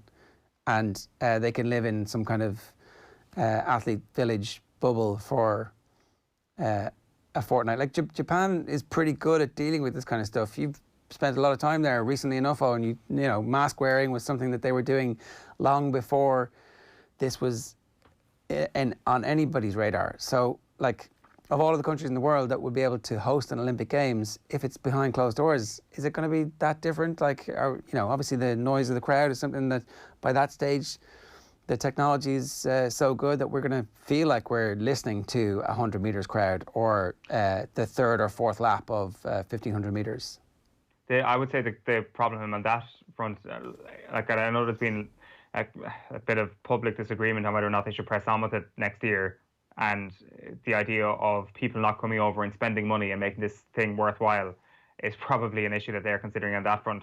I wonder on the football front, is it time for UEFA to just say this idea of having multi-city Euros is just way too ambitious in the current climate? We need to pick one city and create a biosphere, and that's it. Yeah, like Dublin, would that be? I think like you play your first game in Dublin, then over to Bilbao, and then maybe onto Wembley. Like, that is a vector right there, a 3-city vector that's just waiting to happen. Like, you are trebling the possibility, more than trebling, because you got to get into planes and all that sort of thing. I just think that the way the Euros has been set up is like a coronavirus petri dish. It is the exact sort of thing you shouldn't be doing. Like, every single box you want to tick in terms of not abiding by guidelines will be ticked with the way the Euros is set up next year. They probably need to look at how the Champions League has gone and has been a really big success. Because the thing is, if Neymar goes out partying, at least there's a certain containment to that. There's a limit to the craziness that you can bring to your partying that will actually cause outbreak of the virus. That's some pretty crazy nights out in Lisbon now. I'm not gonna lie. It's like it's a good party town. In a biosphere, fingers crossed that there is only so many people you can infect if you're Neymar. But I think that actually the amount of people that you can affect if you're traveling all over the continent is just drastic. I think definitely we should 100% not be considering the idea of this festival of football all around the continent where fans are out in the streets in 6 different cities at a time. That ain't going to happen for sure. Whether or not the football is going to happen in multiple different cities at the same time, I think that's also ridiculously ambitious at this point. This is Michel Platini's last great plan, finally laid bare for the folly that it was. So where should it be? The German World Cup in 2006 was unbelievable. The experience was absolutely amazing. It is like such a great place to watch football. Fan culture is so heavily embedded there. They're so welcoming. Like, are you saying that this is going to be behind closed doors so it doesn't matter? Is that what you're saying? Next summer, probably? I think so. Like, what was the whole appeal of the German World Cup? Not the fact that you were like travelling around in your van and. Well, no, I mean, when you get places, it's also a great place. So ultimately, it doesn't matter. You end up having these in. This could be England, or it could be. It just has to be England, Germany, Italy, France, Spain. One of those countries. I would think so. I would think that it'd be a fairly similar model to what we're seeing in the Champions League at the moment. Now, of course, the Champions League was relatively easy to pull off in that it was night after night after night. How do you legislate for like a full match day? Is it like you split the thing into 3 different places and somebody is playing all their games in Wembley, somebody's playing all their games in Old Trafford, or maybe a different part of London so that it's all connected into one city? So you've got like Wembley, the Emirates Stadium, the Tottenham Hotspur Stadium, and there are your 3 stadiums. And between the 3 stadiums, you can somehow create a little mini biosphere that you can run off a massive tournament. Like, the scale of this thing is incredible. Like, we all know that. Like, it's tough to not qualify for the Euros. Hopefully we'll be there. Mick McCarthy managed it. Martin O'Neill managed it. So, like, I just think that it's. I'm sure they're thinking about it at the moment, UEFA, but this is just the idea of a nightmare if you're thinking about what could possibly cause another outbreak of COVID-19. So, like, it's interesting. Like, you look at what other industries are saying. Like, there was a report the other day that festivals in Ireland, for example, aren't planning on coming back next summer. So this idea of an outdoor congregation of human beings, even next summer, is probably being written off by people who know a lot better than we do. Sport is exactly the same industry as far as I'm concerned, except for the fact that you can make it happen without the fans. So, like, I think that's probably what they're going to have to start considering, is this sort of one city, or maybe at worst one country, set up for the Euros next year. All right, OTB AM is live in association with Gillette. Good mornings start with Gillette, giving you the confidence to tackle the day ahead. What's on the OTB Sports app this morning? All the good stuff that you want, because you get to pick what the stream of stories is when you sign on and personalise your feed. You can download this in the App Store, by the way. You just search OTB Sports, and it's free, and all of our content is up there, and it's actually the best place to get our content, because we put some stuff up there that you can't get anywhere else, particularly on our radio station. OTB Gold is a collection of our best stuff, and you can get that just by clicking the radio button and hitting play. So essentially it's one click to get all of our best stuff, and then all of our podcasts are there, 40 odd podcasts updated over the course of every month, and millions and millions and millions of listens every month. And then events, if you want tickets for the upcoming road shows, best place to get them is the OTB Sports app as well for you. As I said, 0879 180 180 is the number.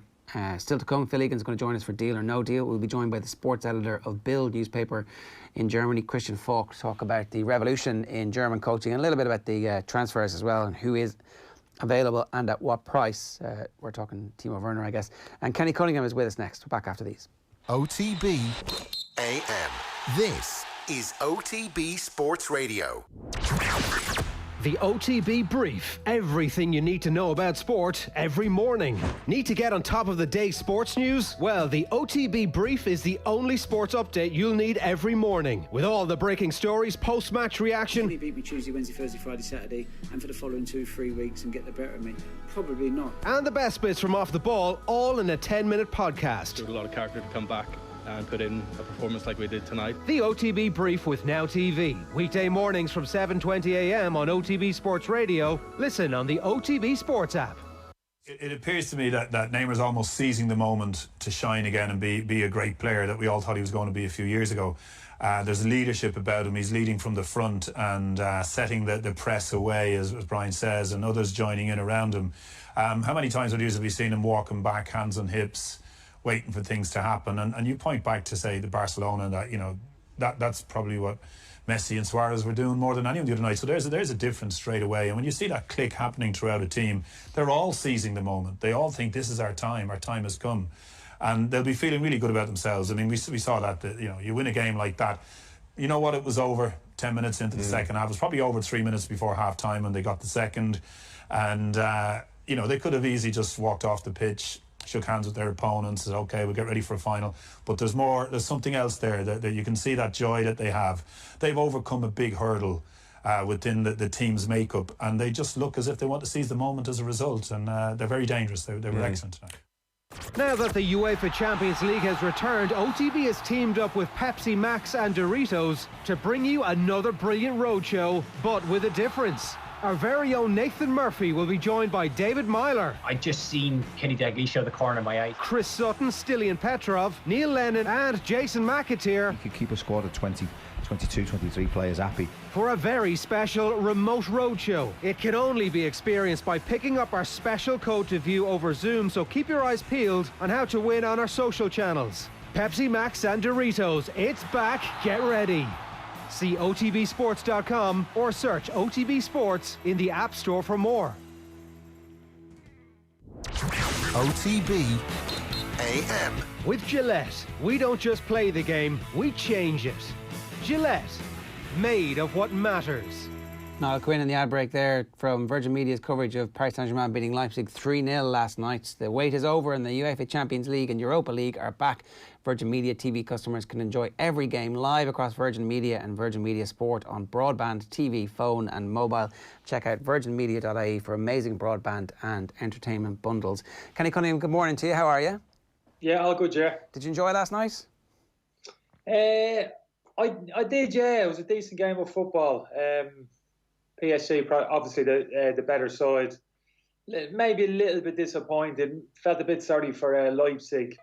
Probably similar to a couple of the other games that I've watched, kind of the Atlanta game. I just felt when the moment arrived, they didn't quite find their A game. Somewhat below their best when it really mattered. One or two of their players not quite at the top of their form, and the team suffered. So I think without a doubt the best team went through on the night. Yeah, it's funny, isn't it, that like the way this tournament is set up, you kind of felt like you would have played yourself into your best form to get to semi-finals, but that obviously wasn't the case. Yeah, that's what would have been a one-off game, Jim. The two-off leg, you can kind of, you play to maybe 70-80% of your capacity in the first leg, or a goal down. It's not the end of the world. You can easily turn things around. But a one-off a game such as these, you've got to be close to your best. You need most of the parts kind of functioning within the team, in and out possession of the football, and that wasn't quite the case with Leipzig. I'm a big fan of Leipzig, how he sets the team up. Nagelsmann, I had no problem with the kind of small tactical changes he made. Kind of went to a back four. Mukiele came into the team to deal with the threat of Mbappe, and I actually thought it worked quite well. He's a great athlete, Mukiele. I thought he'd done well against Mbappe to the extent Mbappe shifted over to the other wing in the first half. But they were a little bit unbalanced apart from that. Lyon was playing as kind of a right-sided midfielder. He's predominantly, for me, a central midfield player.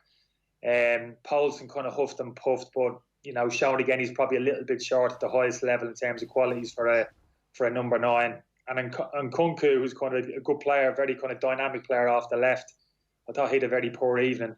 So, yeah, a couple of parts just didn't really function for them on the evening, and they just couldn't.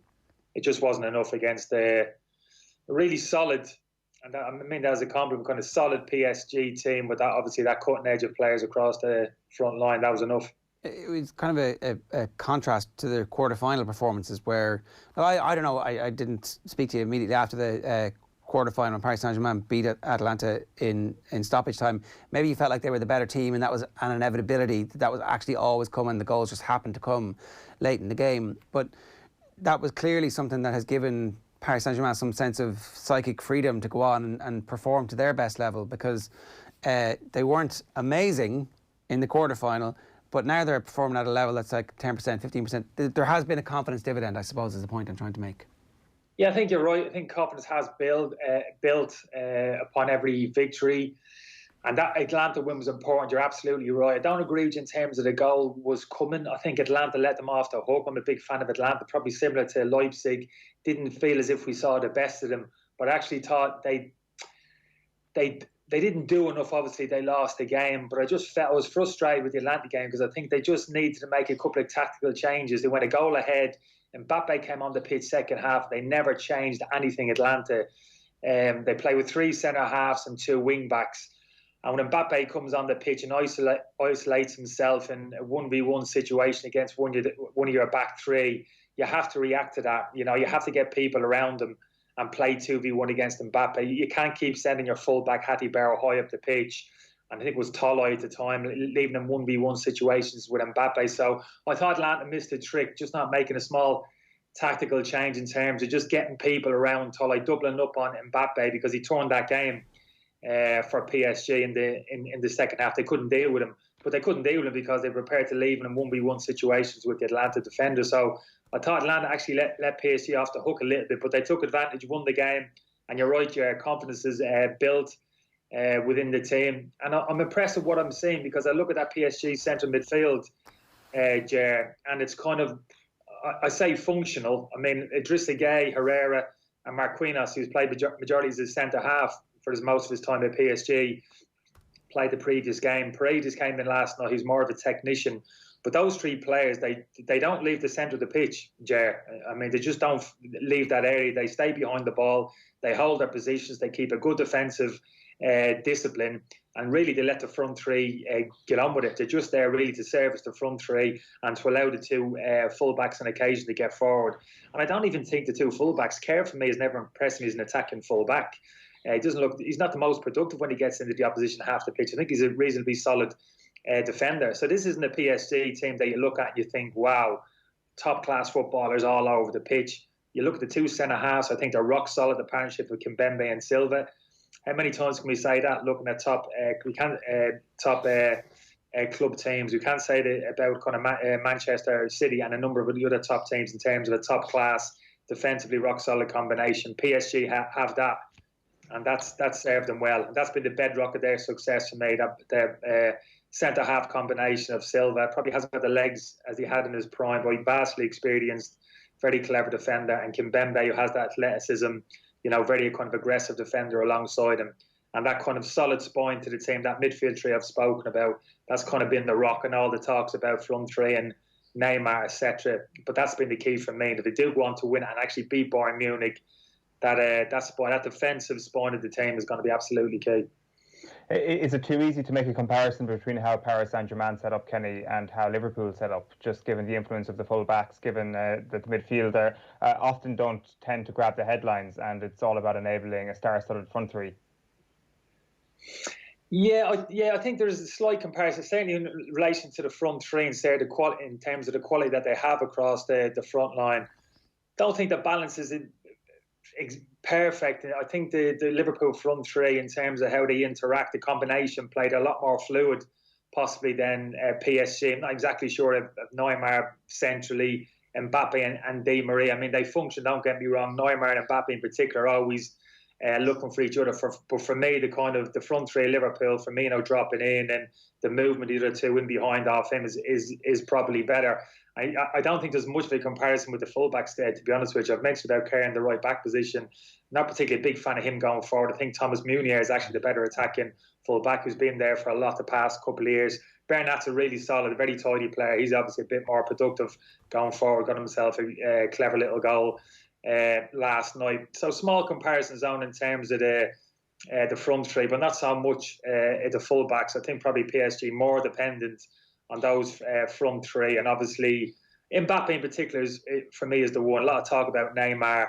Wouldn't go overboard, to be honest with you, in terms of some of Neymar's performances. Like, his final product's been awful really in terms of his finishing, but taking responsibility, looking to get on the ball and maybe make things happen, some good individual play, 1v1 situations that catches the eye, absolutely.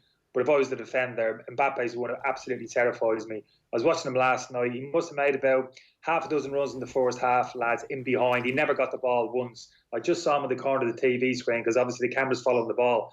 And sometimes you can't see those runs from forward players. They're out of camera shot. But I caught him a number of times just standing off the centre halves, just looking disinterested and just suddenly sprinting in behind. And the ball never arrived. The defenders never saw it, never anticipated. And anybody with the ability to pick a pass out over the top, Marquinhos really isn't that type of player. Andres Herrera isn't. Paredes is probably the only one. But they haven't got enough of those players who can actually pick those runs out. But he's the one who can kill you, because he's always looking to go in behind into the area of the pitch where he knows he can do the most damage. So Mbappe, for one, is the one, if you get him on the ball sufficiently enough and in the right areas, and he gets into the right areas. He doesn't indulge himself like Neymar, coming too deep areas of the pitch, getting it off centre halves, etc. He stays up high of the pitch in the areas of the pitch where he knows he can hurt teams. How do you approach, again, Kenny, if you're in a defensive unit that can identify one talisman, but then all of a sudden Kylian Mbappe is also fit now, and you've got two players of unbelievably high quality to deal with. Does it complicate things as a defensive unit, and how do you deal with the double challenge that you face? You have to deal with it. Well, you have to. You're not being professional, really, if you don't deal with it. That's what I was saying. I was disappointed with Atlanta when PSG made that change and Mbappe come on pretty much left wing. They didn't react to it. There was no instruction from the manager, right, we need to make a subtle change now. Not a change of shape. We just need to modify our approach a little bit. You know, we have to get our right wing back in a more defensive position. We have to kind of nullify the space in which Mbappe operates. We've got to kind of suffocate him as best that we can. There was no reaction from Atlanta in that first game. So I'm sure Bayern will be looking at this game. And Bayern keep a very high line. We all know that. They press high up the pitch and rightly so, that kind of high press, and they want to dominate possession and get their forward attacking players on the ball. But they'd be absolutely foolish if they weren't having conversations about Mbappe in particular and his ability on the counter attack and that high line in particular. The weakness in the Bayern team is down the right hand side, is the presence of Boateng in that defence. He's not the most athletic, he's not the quickest on the turn. Kimmich will probably play as a right back. His responsibility maybe to deal with Mbappe to an extent. Kimmich's a very talented player, lovely footballer, but again, he's not ridiculously quick off the mark. So that's the area of the pitch Bayern are going to have to give a lot of consideration to. Even if it means tweaking that high line, even if it means, look, lads, we can't squeeze as high. And if we do squeeze, we've got to prepare to drop quickly into the space. If Mbappe's going to have the ball, he's going to have it into his feet, where Kimmich can go and press, where we can show him on the inside, where the likes of a holding midfielder, Thiago, be coming across, Boateng. So you're getting that bit of a suffocating effect around them in that area of the pitch, where you can't be doing the squeeze into the halfway line like we've seen previously, even against Barcelona, and allowing the likes of Neymar to drop to deep turn and just play those little diagonal balls in behind Boateng. I mean, they're going to open them up like. So I can't believe they're going to be that foolish, Bayern. And it's interesting, teams nowadays, this kind of philosophy which they have, a high press, squeeze the halfway line, etc., etc. That's all well and good, but you can't do it every time. At times, you've got to assess each individual's situation and react to it. And if you don't at this high level against this quality of opposition in terms of Mbappe in particular, how they can kill you on the counter-attack, you're really asking for trouble. So this is a very dangerous game for Bayern Munich. I love the setup of the team. They are the favourites for the competition, but only favourites for me if they play it smart against PSG. If we have a gung-ho approach, we're the best. We're going to show you how good we are in this game. We're not going to worry about the opposition. Let them worry about us. That type of attitude just doesn't work at this level. You have to factor in the certain individual qualities of the opposition players who can actually take the game away from you. You're obviously completely writing off Lyon tonight, Kenny. There's no need to even kind of clarify that. But just, it's very interesting what you're saying there about Bayern Munich. Are Bayern Munich not incredibly impressive, and have they not been incredibly impressive because of that high line? And is then abandoning that ultimately going to lead to their own downfall, even if it might be the safe play this Sunday night? No, well, the thing is, you don't abandon it. You pick and choose your moments. Okay. It's not so much actually keeping a high line. It's when you drop off the high line. You squeeze and you squeeze and you squeeze the pitch and try and keep it as condensed as possible. That's all good. But when the picture changes in front of you, i.e., I'm talking about the Manchester City game here the other evening against Lyon, when they've squeezed to the halfway line and you look up and you see the opposition player who's manufactured a position where he's got time on the ball, his head's up, there's no pressure on the ball, that's to trigger them to drop. So you squeeze and you squeeze and you keep that high line. But when the picture changes quickly, then you have to make it. You've got to drop. You've got to drop into the space. That's where the danger is.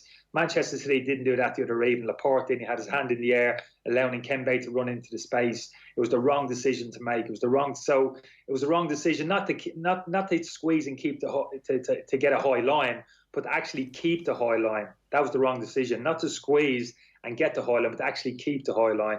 They should be dropping. Every situation is different. You got pressure on the ball. The man hasn't got time to make that pass over the top. Absolutely. Squeeze, get that high line and keep that high line. But once the picture changes and the opposition player has time to make that penetrating pass in behind, if you've got runners who are really quick, and Kembe was the example the other evening, then you have to make allowances for that. You know, you have to modify your approach ever so slightly. It doesn't have to be one or the other. You know, there can be areas of grey, and that's where individuals have to take responsibility. So Bayern will have to factor that in. They'll have to factor in against Lyon, because like I said, in Cambay in particular, that's why he's in the team ahead of Dembele, because he has the ability to make those runs in behind, and he's very quick. So it'd be interesting to see if Bayern Munich makes small little modifications for that, even in the game against Lyon. So Lyon are kind of the perfect warm-up act for Sunday from Bayern's perspective. Like, you are saying Bayern are going to win tonight? I do fancy him to win, but that's only the small caveat. That's the only small caveat I have. If they totally dismiss the opposition and say, we're going to play our football when we have the ball, but we haven't got it, we're going to press hard, we're going to get to the halfway line, we're going to keep that high line. I don't care what's happening in front of us, which opposition player has the ball, if he's under pressure or not, we don't care, we're going to keep this high line. And you know what, you can have that arrogance a little bit, Jerry, if you got defenders who are ridiculously quick on the recovery. And funnily enough, down the left-hand side, they probably have that with Alphonso Davies. You're not going to get anybody quicker, and Alaba is ridiculously quick. So if actually an opposition player gets a yard or two on them in behind, there's a fair chance they're going to get back and recover. They're that quick. The principle is wrong in what they're doing, but they're probably banking themselves and their speed on the recovery to get them out of jail. That isn't the case. That isn't the case on the other side of the pitch with Boateng. He's a little bit more clunky on the turn, and if he doesn't get it right, there's no way he's planting his feet, recovering and making up ground on the likes of in Camby. So that'd be the interesting one for me, if they make allowances for that. I think they have to do, because we've seen already, you shouldn't underestimate this Lyon team. I like the way they set up. I like the defensive setup of the team. There's not too many of these teams around who are comfortable, kind of out of possession, sitting deep, soaking up pressure, have the confidence to soak up pressure because they have trust in their defensive setup, in particular across the defensive line, and obviously the ability to counter-attack teams. They'll do that this evening against Bayern. Okay, Kenny, good stuff. Enjoy the game. Thanks a million. Cheers, lads. Kenny Cunningham giving us some thoughts on last night's Champions League semi-final and tonight's Champions League semi-final. It's 21 minutes past 9 this morning. OTB AM is live in association with Gillette. Good morning. Start with Gillette, giving you the confidence to tackle the day ahead. Are you also riding Lyon off tonight? Yeah. I think that it's going to be an extremely tough task for them. Not riding them off completely, obviously. What they did to Manchester City at the weekend is probably the sort of pluckiness you want to see in any team against Bayern Munich at the moment. And Kenny does raise a few concerns, certainly if it's Paris Saint-Germain, Bayern Munich in the final. But no, tonight I think it's probably going to be one step too far. UEFA Champions League nights in are back, and to celebrate, OTB has teamed up with Pepsi Max and Doritos to run a special remote roadshow live this Thursday, the 20th of August. That's tomorrow. Brilliant lineup. It's a Celtic special. The current Celtic boss, Neil Lennon, Chris Sutton, Jason McAteer, Stilian Petrov and David Myler. Tickets are free. Heading fast. Head over to otbsports.com/events or the OTB Sports app to get yours. Pepsi Max and Doritos. It's back. Get ready. I kind of want to see Paris Saint-Germain against Bayern Munich in the final now. It's reached that point where it's like, well, let's see what happens. Oh, but there's no question about it at this point. You want to see Paris Saint-Germain.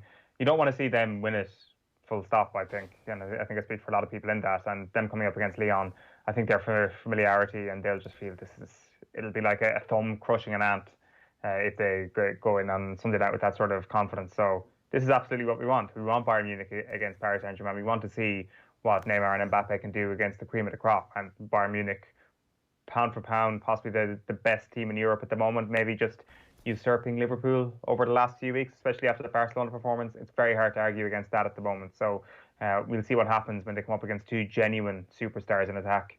Yeah, okay. We've got Deal or No Deal with Phil Egan coming in a couple of minutes' time. But we do want to turn our attention to German football. It's been a fairly sensational level of achievement by various German managers in recent seasons, and this year is no different, with 3 out of the 4 managers in the semi-finals ending up being from Germany as well. I'm delighted to say we've got Christian Falk with us. He's head of football at Bild. Christian, good morning to you. How are you? Good morning, and servus from Bayern. Tell me, how did it come to pass that the current crop of German managers are absolutely sensational and conquering the world with ease? I know. Now there are 3 in it, but these are special coaches. I think not. It's the education itself. We're watching Tuchel for a long time. Nagelsmann is a very, very young manager, you know. He was nearly Bayern Munich coach a few years ago, so they're very special. So sometimes you're lucky and you have this generation, and now we are watching what they do in Europe.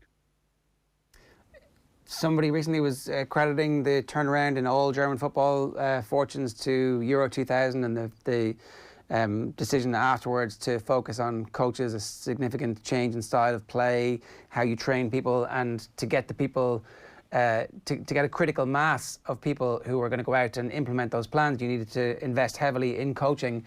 And what we're seeing is the generation come along after that who have not necessarily had a stellar playing career. This isn't Lothar Matthäus, for example. This isn't Rudi Völler that you're turning to. It's like players, people who understand the game but who are more curious about it because they weren't actually geniuses themselves.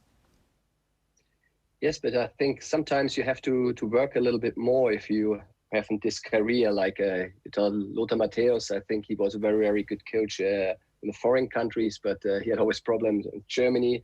You see Effenberg, you remember he was our captain from our Bayern Munich team in 2001. He tried to get into this coach job directly, and I think that's not often a good idea because they know best, but you have to learn it. And I think Hansi Flick, the coach of Bayern Munich, is a very, very good example because he started very, very low and was getting first assistant. He was a sporting director of the DFB, the German Football Association, where he worked with youth talents. And I think if you go step by step, this is the right way. And Nagelsmann is another example, but he's very young, but he started also when he was a youth coach. And the big chance he had was from Tuchel, who said you has to be coach in future.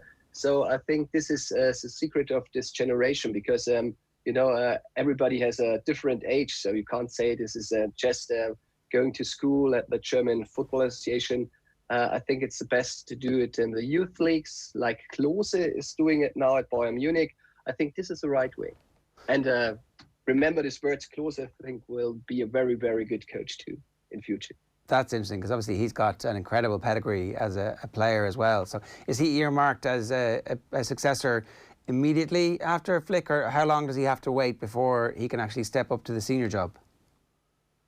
I don't know if that's his plan because, it was very interesting because he was coaching the U17 and then they wanted to give him directly the job as U19 coach. He said, no, I want to stay here. I start a little bit slow. So I'm not sure if he would have the chance. I don't think he has it very, very early because Flick is doing a very, very good job at the moment. But I think he didn't sign a very, very long contract at Bayern Munich to do the next step, perhaps at a club which is not so big like Bayern Munich. But, it happens often, a coach getting fired like Kovac, and the assistant coach has to do it for a few weeks, and then they see that he's doing good, like Flick. And then he's the head coach. You never know. Yeah, he's on the verge of winning a Champions League at this point, which would be, not bad. Yeah. But we know Flick for a long time. He was our assistant coach when we get the world champion. He knows a lot of players. He knows what a Müller can be, what a Boateng can defend. And, it sounds a little bit crazy, but he's also a man catcher like Klopp. But he's a very quiet man catcher. He's doing it in a different way, but he is remembering at Ottmar Hitzfeld. He's a very, very good worker at the background. He's know how to talk with people. I think Hitzfeld was such a German Ferguson. So Flick is a little bit kind of disc coach. And so you can be a man catcher in different ways, you see. Yeah, I mean, it's not a bad pedigree to have, not a bad combination of different characters. It's not just German coaches that are riding high at the moment, obviously. Some of your best young talent have become some of the most sought-after players, young players in the world, and particularly the Premier League is very interested in a couple of players. You had a big breaking story overnight that talks for Kai Havertz are at an advanced stage, and you expect him to become the most expensive German player of all time. Yes, that's true. They waited a little bit longer because they played EuroLeague, and I think Chelsea don't want to pay 100 million euros, but Leverkusen says they have to. So now they're talking, but we know that Havertz talked already with the club and said, let me do this step. And he had the promise from the club, even in the last year, that when such an offer is coming to the club, they will help him that he can do this step. So at the moment, there's a difference between 80 or 100 million euros. I think the offer at the moment of Chelsea is 65 million plus 15 millions. So Leverkusen wants still 100, but I think they will find a solution with ads on so they can meet at a good part. And I think it will happen very early because the training starts at Leverkusen, I think, in 1 week, in a few days. So it's going further and further, and I think it will happen. Christian, there's a chance that Chelsea will be playing a front three of 2 Germans and 3 former Bundesliga products in attack with Pulisic, Werner and Havertz next season. How terrifying a prospect is that? And I'm particularly interested in how you think Werner and Havertz will play together. I think this is very, very interesting. You know too that Werner was first thinking of going to Liverpool. Havertz had the idea of going to Real Madrid or Barcelona. But I think it's the right step for these players because they're young. They didn't play on top level, Champions League half final or final. So they have to educate. And I think it's a very, very interesting moment to go now to Chelsea. They have the chance to build a new team, and they're at the first moment important for this team. That wouldn't be at Liverpool, where Klopp had the idea to bring Werner slowly in. So I think they're directly leaders, and I think this is very, very important for education. And I'm looking forward what Chelsea will be in perhaps 1 or 2 years international.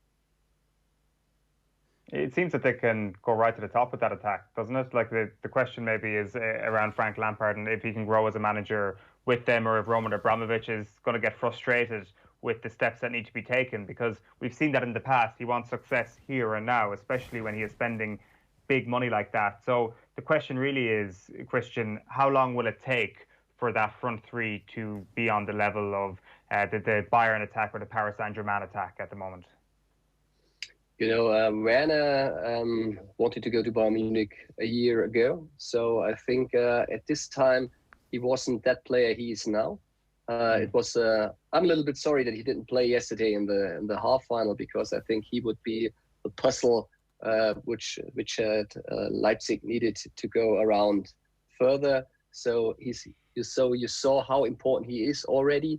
So I think he will work immediately at Chelsea. Havertz, he's a brilliant player. He can be everywhere on the pitch. But I think to be a leader, he needs 1 or 2 years more. So I think they should give him the time. But I think nobody is expecting that they win the championship next year already. But they have to play a role. And they have to play a role in Europe. And you see what is possible when you saw Leipzig in the half final, or Ajax Amsterdam the year before. So I think Chelsea is the next team on this level, which can be the next big thing. But winning a title, perhaps they should give them 2 years and not 1. Could I ask you about Jadon Sancho then? Because it's been a very interesting few weeks where it seemed almost like a done deal that he was going to go to Manchester United, but actually it was just really personal terms that had been agreed, and the clubs hadn't agreed on a fee whatsoever. Do you fully believe at this point now that Sancho is going to play another season at Dortmund? I think the transfer window is still open till October, so things can happen. But I think the point was that, your clubs in England are very, very rich. And when they go for players in Germany, they always think they get them. But Dortmund is doing a next step in the education, a step which Bayern Munich did 7 years ago to be not longer a seller club, to be a buyer club. So they are now in the position to say no. If they pay the price of Manchester United, I think they will sell Sancho, of course, but they're not in this situation that they have to sell him. And so if they don't pay the 120 million euros, they don't sell him. They sell him next year. Next year, there's no corona. They extend the contract 1 year more secretly. And since now it's a new situation, and Manchester United, I think, didn't believe that it could happen, that they say, no, 80 millions are not enough or 90 millions are not enough. So if they pay the price, it will happen. But if they don't pay it, so they have to wait a year longer. So Sancho, I think, is not a player like Dembele, which will strike. And he's fine at the moment at Dortmund, because there is also a big chance, if you see the clubs, I was talking with Emre Can, and he said, at the moment, Dortmund is as big as Manchester United. So why should he go this year when he can go also next year? I'm not sure what will happen, because just Manchester United can say how much money they like to invest, but I think it's not over at the moment. That's an interesting point that you make, Christian, that this is kind of a changing of the power struggle in European football, that Borussia Dortmund now feel we don't need Manchester United's money. We're ready to hold on to our stars and challenge for Bundesliga titles. Yes. So I think that's also very important for Bundesliga, because in the last year it was just Bayern Munich, which always can play a big role in Europe. But, Bayern Munich was 8 years in a row champion in Germany, and that's not a good education for the league. So they still have something to happen. Uli Hoeneß, our former president, said that it's not okay that they don't always sell the players, because they need rivals in the league. So I think now it's the point where Dortmund wants to win titles again. So that's a bad situation for Manchester United at the moment to make a poker. If there's been comments from Emre Can about Manchester United not being, that Dortmund are as big a club as Manchester United at the moment, what do you think he would say about Liverpool? Is there a feeling in Germany that Liverpool are a step above Manchester United, and as a result, Thiago won't be able to avoid the flirtatious eyes from Liverpool Football Club over the next little while? Thiago is a different situation. He's playing now since 7 years at Bayern Munich. He wants to doing the next step. It was really surprising for Bayern Munich. He had a contract he just had to sign. The money was okay for him. The years were okay for him. But I think Thiago is a very, very special person. I know when he arrived to Bayern Munich, he wanted to go there to be the next Messi or the next Ronaldo. But 7 years later, he's a brilliant player, international top player. But at Bayern Munich, he's not the face of this team, and you saw that when he was injured, they play also very well. So perhaps he now is trying to do a step at a new team that he can show what he can, and to do a last big step in his already big career. But he's now 29, I think, and 30 million Bayern Munich wants for him because he's a good player. And I'm not sure if Liverpool at the moment likes to pay the price. Klopp wants him definitely. But Klopp's also wanted Werner and didn't get him because of money. So I think it will happen that he will go to Liverpool, but at least like Sancho, it's a question of money. Christian, one last question about the general power of German teams. It seems, as you said already, the Premier League have so much money, it's difficult to resist when they come calling. And yet we see that the best talent in Europe is clearly in the Bundesliga. The best young players, there are loads of players at that 30 million level, some at the 50 million, and now we're seeing some at the 100 and 120 million. Obviously the talent scouting and their ability to turn players from other leagues into superstars is the best in Europe at the moment. Yes, that's perhaps true, but I think it's also the thing that we are not the biggest league in Europe, and the players see that they have a chance to play here, and we have very, very good clubs which play a very good role in Europe. That's why 2 teams are now in the Champions half final. But in Germany, they get the chance to play. And that's a big thing at the moment for young players. Sancho was a perfect commercial for Bundesliga. So now players are coming here because they see, oh, here I can play, and I play not just somewhere in the league, I play directly Champions League, and then I can do the next step. You saw Haaland was saying no to Manchester United and saying yes to Dortmund. Not what I think normally he would join United because he will be there in a few years, I'm sure. But you see at the moment the best to play here, You have full stadiums normally when there's no corona. You have good clubs, a good competition. And you have the show is a nice package, which not everyone in the Premier League can give, because there are so many superstars already there, and they can pay the price for them. So I think this is a good chance for the Bundesliga, but it's also good for the Premier League because you get very good educated players. Yeah, for sure. Christian, great to have you on. Thanks so much for being so generous with your time. It was a pleasure to me. Greetings. Christian Falk there, the football editor of Bild, giving us the lowdown on what's happening and just the different types of German coaches who are doing so well at the moment on a global scale. 9:39 here on OTB AM. Still to come, Phil is going to do Deal or No Deal, and we'll hear from Shane in a moment about what's going on in the rest of the world. 0879 180 180 is the number. As I said, OTB AM is live in association with Gillette. Good mornings start with Gillette, giving you the confidence to tackle the day ahead.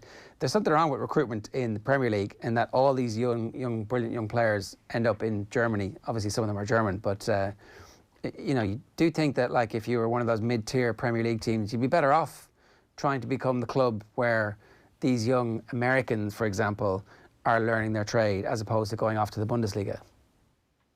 I guess it's a situation where time and development and patience isn't necessarily rewarded in the Premier League.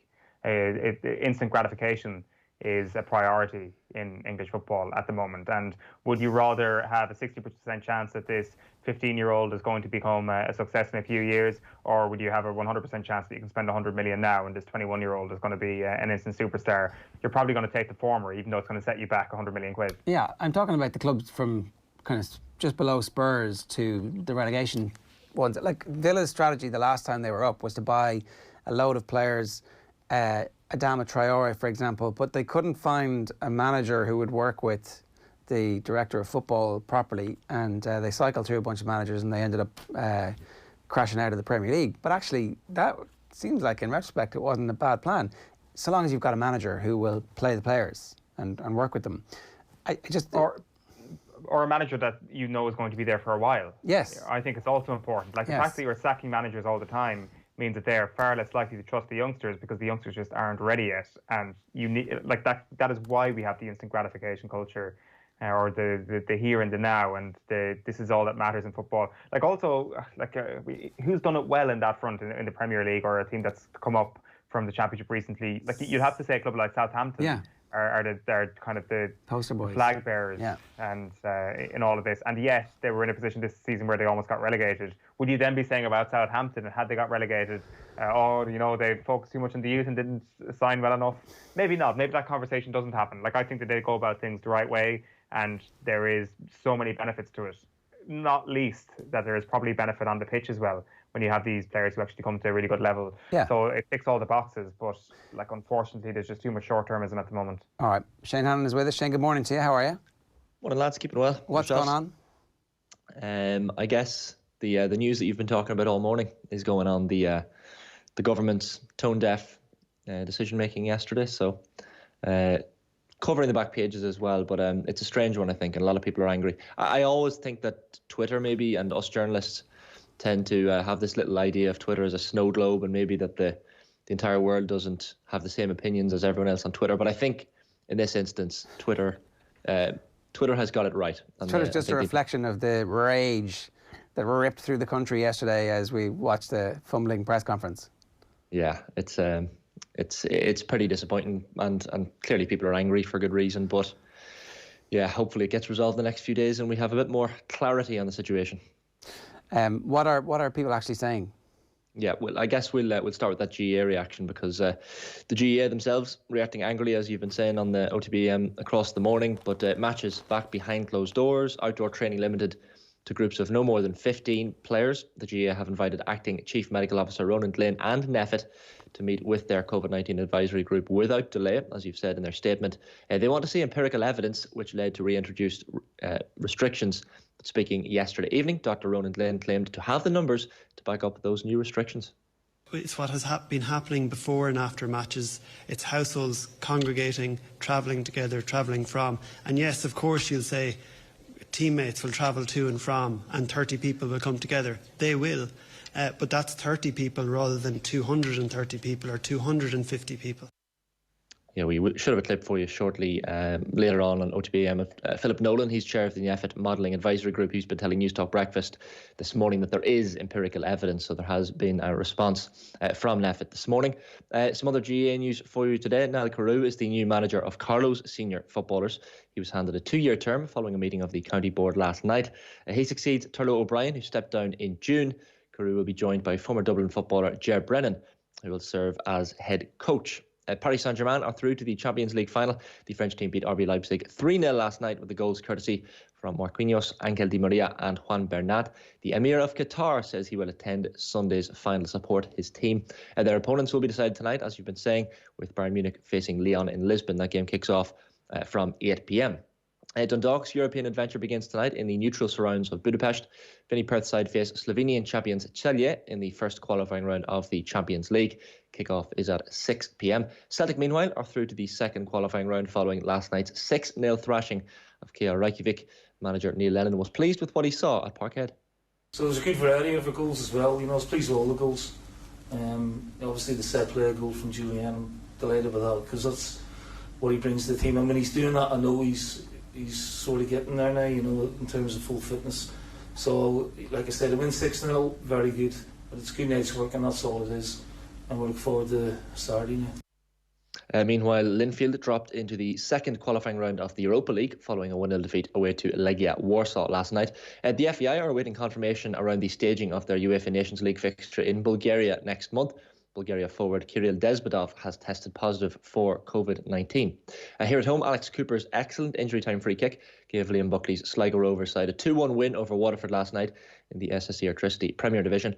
Bray Wanderers went third in the first division table with a 1-0 defeat of Shamrock Rovers 2. Cove thrashed Wexford 4-0. First Division Galway, meanwhile, need a new manager after Alan Murphy stepped down. That followed the 1-0 defeat at Drogheda on Monday night. Some rugby news this morning as well. South African Chief Executive Jury Roux says the British and Irish Lions tour of the country next year could be postponed if coronavirus restrictions remain in place. In July, organisers said the tour would go ahead as scheduled, with the first test due on July 24th of next year. But Roux said it is not commercially viable if supporters cannot travel. Some Formula 1, Ferrari, McLaren and Williams have signed up to the new Concord Agreement, which will give govern Formula 1 from next year until 2025. The remaining teams have until the end of this month to agree the deal if they wish to continue racing beyond the current season. World champions Mercedes had reached an impasse with F1 over the new proposals, but they have now been resolved. Premier League Chief Executive Richard Masters will talk with supporters later about a potential return to stadiums. He'll take part in a routine conference call between the league and fan groups to field questions on a number of topics, including the safe return of crowds. Masters is also expected to be quizzed on the failed takeover of Newcastle by a Saudi Arabian-backed consortium. Barcelona could appoint Ronald Koeman as their new head coach as soon as today. The club's president, Josep Maria Bartomeu, told Barca's TV channel the deal is all but done. Koeman will leave his current job as manager of the Netherlands to take over at the Nou Camp. And finally, you've said it in the papers as well, earlier, the prestigious Ebor Festival gets underway at York this afternoon. The Group 1 Juddmonte International Stakes is the feature. That goes to post at 3:15. Here at home, there's an 8-race card at Killarney, where the first is off down in Kerry at 1 o'clock, and a 7-race card at Sligo begins at 10:02. We can actually hear from Philip Nolan now. Have a listen to this. Absolutely, there is empirical evidence both here and internationally that the sorts of congregations that we know are occurring. So there is no issue here about sporting activity and training. If you bring people together to be witness to a sporting event or other events, unless it's very tightly controlled, you get two problems: a relaxation in physical distancing at the event, and then congregations and recreation. So there you go. That's he's obviously part of NEFIT, and he's given his response to the GAA statement last night. This is a story that's obviously going to run and run and run and run and run and run and run and run. We've got plenty of time to deal with it. So Shane, good stuff. Thanks very much. It's 9:48. Time for Deal or No Deal. I signed for them after the Euros, and after my first day's training, I was driving home. I was actually thinking, regretting it. What have I done? Like I walked into a circus. It's amazing, isn't it? Phil Egan's with us for Deal or No Deal. Ronald Koeman, Can he fix Barcelona, and can the club rebuild around Leo Messi, who is apparently, what's the exact line here? I have spoken with Koeman, the pillar of our project is Messi, says Joseph Bartomeu, who seems to know a thing or two about football. Obviously, he says Leo Messi is the best footballer in the world, and like, we're not going to get rid of him. So, can Koeman do it? It's a tough one, isn't it? Because I wonder deep down what Ronald Koeman actually thinks about having to work with Lionel Messi. Does he think, yeah, one of the greatest, if not the greatest footballer we've ever seen, but if I wanted to build something, would Messi be part of it? But you can't go in and be the guy that says, right, first thing, getting rid of him, and then straight away you turn the crowd against you. Like, he is a club legend. Ronald Koeman scored that winning goal in the '92 European Cup final against Sampdoria. But looking at that team that started against Bayern Munich the other night, 6 of them over 32 are over, Messi and Suarez included. And one thing that was very noticeable was that they didn't do a lot of running. Yeah. So, you know, if you want to compete, fix that though, can't you? Yeah, absolutely. Pretty quickly. I mean, if you've got Messi, you get all the other lads to do the running for you. Yeah. He's the creator. That's fine. And also as well, I think if Messi is in a more vibrant and energetic team, you probably see a more vibrant and energetic Messi as well. I think as well that the whole notion that Suarez is completely finished isn't fully accurate. You could have Suarez be your next striker up, who plays in the Copa del Rey, who plays in some of the group stages games in the Champions League, in those victories where it's a routine 3-0 win at home in La Liga. You stick him in, and like, you know, it's going to be fine. You're not going to draw those games 2-2. You're going to win those games 3-0 next season. If you add in a little bit of muscularity in midfield and maybe 2 new centre-backs. Like, I don't know how that conversation goes with Luis Suarez, where Ronald Koeman said, you know, you're just not as good as you used to be, so we're just going to put you on the bench for most of this season. But you're not a man catcher, Phil. Yeah. You need to be a better man catcher, as Christian would say earlier on. All you need to do is take him aside and say, hey, I love your hustle. We're going to need you in big minutes. Yeah. Big minutes in big games. And then, you know, he's like... Ajax, I used to play for, I managed Ajax as well. You played for them? Yeah. No, I'm not sure. I think Suarez his career is probably going to go somewhere else, and I'm going back to Ajax, so it'll be interesting to see how that works out. But isn't Suarez one of Messi's amigos, and Messi kind of has a big say in who is there, but it obviously hasn't worked.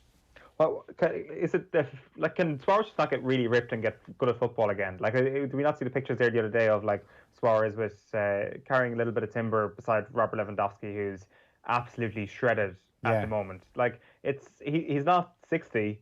Like, he can get into good shape again. I don't know, but I'll tell you something, Owen. When you get over 30, it's harder to shift those pounds, you know? Yeah, I'm sure, but Robert Lewandowski's the wrong side of 30. I know, but Lewandowski is fine. a completely different physique to Suarez. Suarez is always, I wouldn't say he's been chunky, but he's a bit rounder than Lewandowski has always been a lean goal-scoring machine, whereas Suarez, you know, is obviously in great shape. But I don't think we can compare the physiques of Lewandowski and Suarez. And Suarez's game has always been, you know, built about probably covering more ground. You think of when he played for Liverpool, he was just an absolute menace to defenders.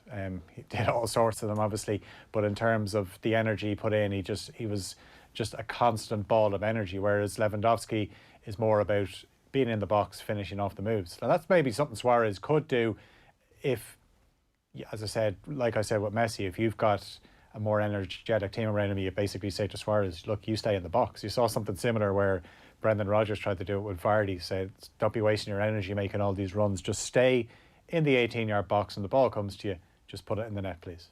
Yeah, and that's building the team around him. Look, I would get rid of Griezmann if you could, and I would take, if someone's going to give you money for Suarez, absolutely, but like having him as a sub-striker for a season isn't the worst thing that you could possibly do. Paul Pogba, will he be a Juventus player again? Tutto Sport reports that they're going to offer Manchester United Dybala plus cash for the World Cup winner. Who wins in that deal, and does it happen? I think both win in that deal, because Juventus have fond memories of Paul Pogba. And Pirlo obviously played alongside him.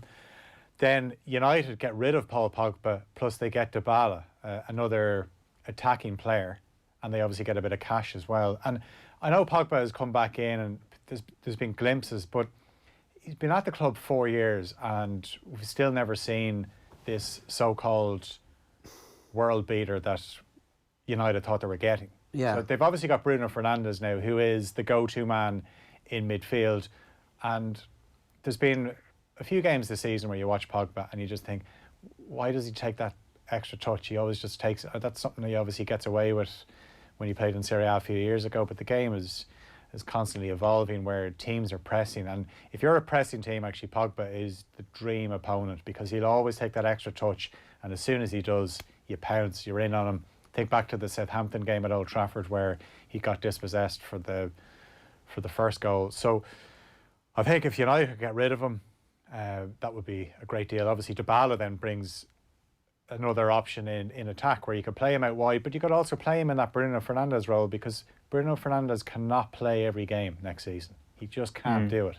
Physically, he won't last, and there's a chance, you can always leave Bruno Fernandes on the bench and you say, right, Dybala, you start this one, and if things aren't going well, you can bring on Bruno Fernandes. But United, we saw the other night, they don't have good options off the bench. I'm not saying Dybala starts on the bench, but he would be a welcomed addition to the Manchester United attack. What about go on?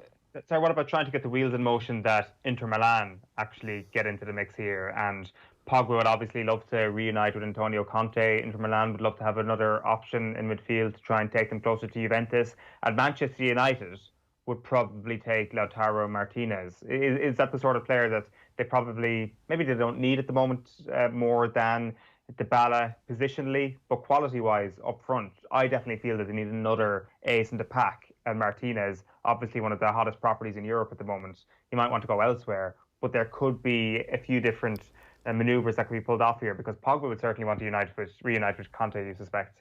Yeah, absolutely. And like he obviously has fond memories of Serie A, and we know obviously Inter Milan are quite fond of going to Manchester United for players, and they've in a few days we could see a few former United players lifting the Europa League as Inter Milan players. But Martinez, I wonder, is he going to be in that conversation for the rebuild at Barcelona? Gerard mentioned there about Griezmann. If they can get Griezmann off their books, could they bring in somebody like Martinez? Obviously, it would be an excellent addition to Manchester United. There's so much talk about United and the front three, and I've heard people say that they need an out and out number 9, but I think they just need more attackers anyway. That if they did have somebody that can play central, if you look at the front three at the moment that they have, Greenwood obviously looks like the real deal. He looks like he's going to be exceptional. He already is playing at a high level, but he could go to another level. Martial just keeps improving. Rashford, actually, of the three, has had the poorest. He's been in the poorest form since the restart, and that has to be down to the injury because he was meant to be ruled out for the Euros, rest of the season. Obviously, the season gets postponed for 3 months, so he comes back in. But I think people probably expected too much, and it's almost, you still have that option if you had somebody like Martinez where you could bring Martial out to the left and play games out there. So there is versatility with the front three that I just mentioned, and there's 60 games. Exactly. And they played Marcus Rashford with a broken back last year. Let's just remember that's how desperate they were at one stage. I would say I didn't get out of 10. So Messi staying out of 10? I think it's 10 out of 10 that he stays this season. And Pogba being at United at the end of the transfer window, out of 10? I think he's still going to be a United player. I'm going to probably go 8. Manchester United are also being linked with a move for Bournemouth's 23-year-old Welsh midfielder David Brooks as a Jadon Sancho alternative. Is he good enough to provide the kind of impact Manchester United need? Well, he's certainly not the same player as Jadon Sancho. Obviously, he's left-footed, but he likes to play out wide. Going back to the other night and the Sevilla game, obviously Solskjaer got criticised for not bringing on any substitutes early enough. He brought on Daniel James, obviously an international teammate of Brooks. Brooks is different, whereas James is more direct. Brooks has a bit more subtlety to him. We talked about him last week, about me linked with going to Liverpool. It's hard to know if we didn't really see much of him in the season just gone because of the injury. But the year before, the year before is where we saw, the potential in this player. So again, it goes back to this is a guy that you can bring in and you have a look at him. And yeah, you spend 35 million on this and you hope that it really works out, or you try and hijack the Thiago deal for 30 million and you go, that's exactly what Manchester United need right now. Well, if you ask me, if you had Thiago in there instead of Paul Pogba, United have a better midfield straight away in terms of what they're looking for. It's probably a little bit. Could they both play? Could you actually just put Thiago in instead of Matic? Well, yeah. I mean, couldn't you? Like, I mean, it's a completely. It's a different. People say you've no protector there, but if you've got Thiago, and if you've got the ball the whole time, you don't need a protector. Exactly. That's. And if your centre backs were a little bit better. Okay, we get down a rabbit hole there. ESPN say that Sheffield United want Man United's Dean Henderson, 23, on another year's loan deal. Meanwhile, Sergio Romero has been linked with both Leeds and Everton, and potentially Chelsea. Should Ole Gunnar Solskjaer offload the English keeper to reaffirm David De Gea's position as the club's number one? Well, I think he's going to stick with De Gea. I think for Dean Henderson, he has to ask himself, does he want to go back to United and try and get his place off De Gea, where he's basically going to play League Cup, FA Cup, and see, he doesn't even have the option of playing Europa League now because United are in the Champions League, and obviously De Gea is probably going to play all those games as well. It was interesting the other night that he went for De Gea, whereas Romero has been his cup goalkeeper, and look how that worked out in the FA Cup semi-final against Chelsea. With Romero, he's obviously happy to sit there, or else he should be banging down Solskjaer's door saying, why didn't you play me in that game against Sevilla? I played all the Europa League games and you dropped me for the biggest Europa League game of the season. And how did it work out? I mean, De Gea, he didn't do much wrong. I know, but still, I mean, if I'm Sergio Romero, I'm like, how did that work out? Did you win? Did you? Sergio Romero has probably said he must be happy enough to sit on the bench. He obviously knew when he came to the club. It's one of the best jobs in world sport. You earn millions for doing no work. Yeah, but sometimes you get called upon. That's when you're like, it wasn't really meant to. Think of Adrian on the first day of last season, where a Friday night at Anfield is thinking, I'm playing for Liverpool. And then Alisson gets injured and he's thinking, I am playing for Liverpool. And it worked out all right at the start, but Liverpool fans kind of changed their opinion of Adrian towards the end of last season. There are some backup quarterbacks who are in between 8 and 10 million a year for standing on the sideline and holding a clipboard. That is definitely the best job in world football. But being second choice goalkeeper at a super club where you're probably earning 2 million a year minimum, that's also not a bad job. And you've got long-term contracts and you can sit there on the bench until you're 44 if you want. At 10:01, last story. If Bayern's David Alaba will come to the Premier League, the deal will happen in the next 14 days. Sky Sports say that Manchester United and Chelsea are interested and that the Austrian has rejected a 15 million a year deal to extend his Munich stay as he enters his final year. And we know they don't want players to go for free. That's why Thiago's available. So he is apparently available while he hasn't signed that extension. Who should buy him? Anyone that can. What a player. He's only 28. He's been around for years. Obviously, he can cover Liverpool numerous positions. He can play left back, centre back. He can play in midfield. I don't think Liverpool. I think Liverpool would be wiser to go after Thiago. The mix zone after the Champions League final on Sunday will be interesting because I fully expect Bayern to win tonight and to beat PSG. There'll be euphoria, and then it'll be, right, let's go after Alaba, let's go after Thiago, ask them, what do you want to do next? Obviously, Thiago looks more set to leave. Alaba could turn around after and say, I love this club. We've just won the Champions League and I'll sit down with the club in the next few days and we'll try and trash out a new deal. So, chances of David Alaba being in the Premier League out of 10? I'm going to go low on that. I think Thiago obviously is far more realistic. So, I'd be surprised if Alaba ends up in the Premier League at the start of next season. All right, it is 10:03 this morning. That is deal or no deal for you. I signed for them after the Euros, and after my first day's training, I was driving home. I was actually thinking, regretting it, what have I done? Like I walked into a circus. It's amazing, isn't it? Right, that's it from OTB AM this morning. Coming up on OTB Sports Radio today, Leaders' Questions with Caroline Lennon, OTB Gold with Emmanuel Petit at 1 o'clock. At 3 o'clock, it's a Legends interview with Jason McAteer. Our Retros panel is the 1916 Rising, featuring Paul Rouse at 4 o'clock. OTB Gold is Luke Keaney at 6. And then tonight, John Cooney, Eric Donovan, The Football Show, and Damien Delaney on the Champions League. An all-star lineup from 7 o'clock on the OTB Sports app for you. If you missed anything this morning, the beef is real. Tim Murphy, the Kerry chairman, Kingston Mills, immunologist, Kenny Cunningham, Christian Falk, and Deal or No Deal with Phil. It's been a very busy show for you. Lots happening in the world of sport. Lots to stay updated on. Get your hands on the OTB Sports app and you won't miss a thing. See you tomorrow. OTB AM. With Gillette, we don't just play the game, we change it. Gillette, made of what matters.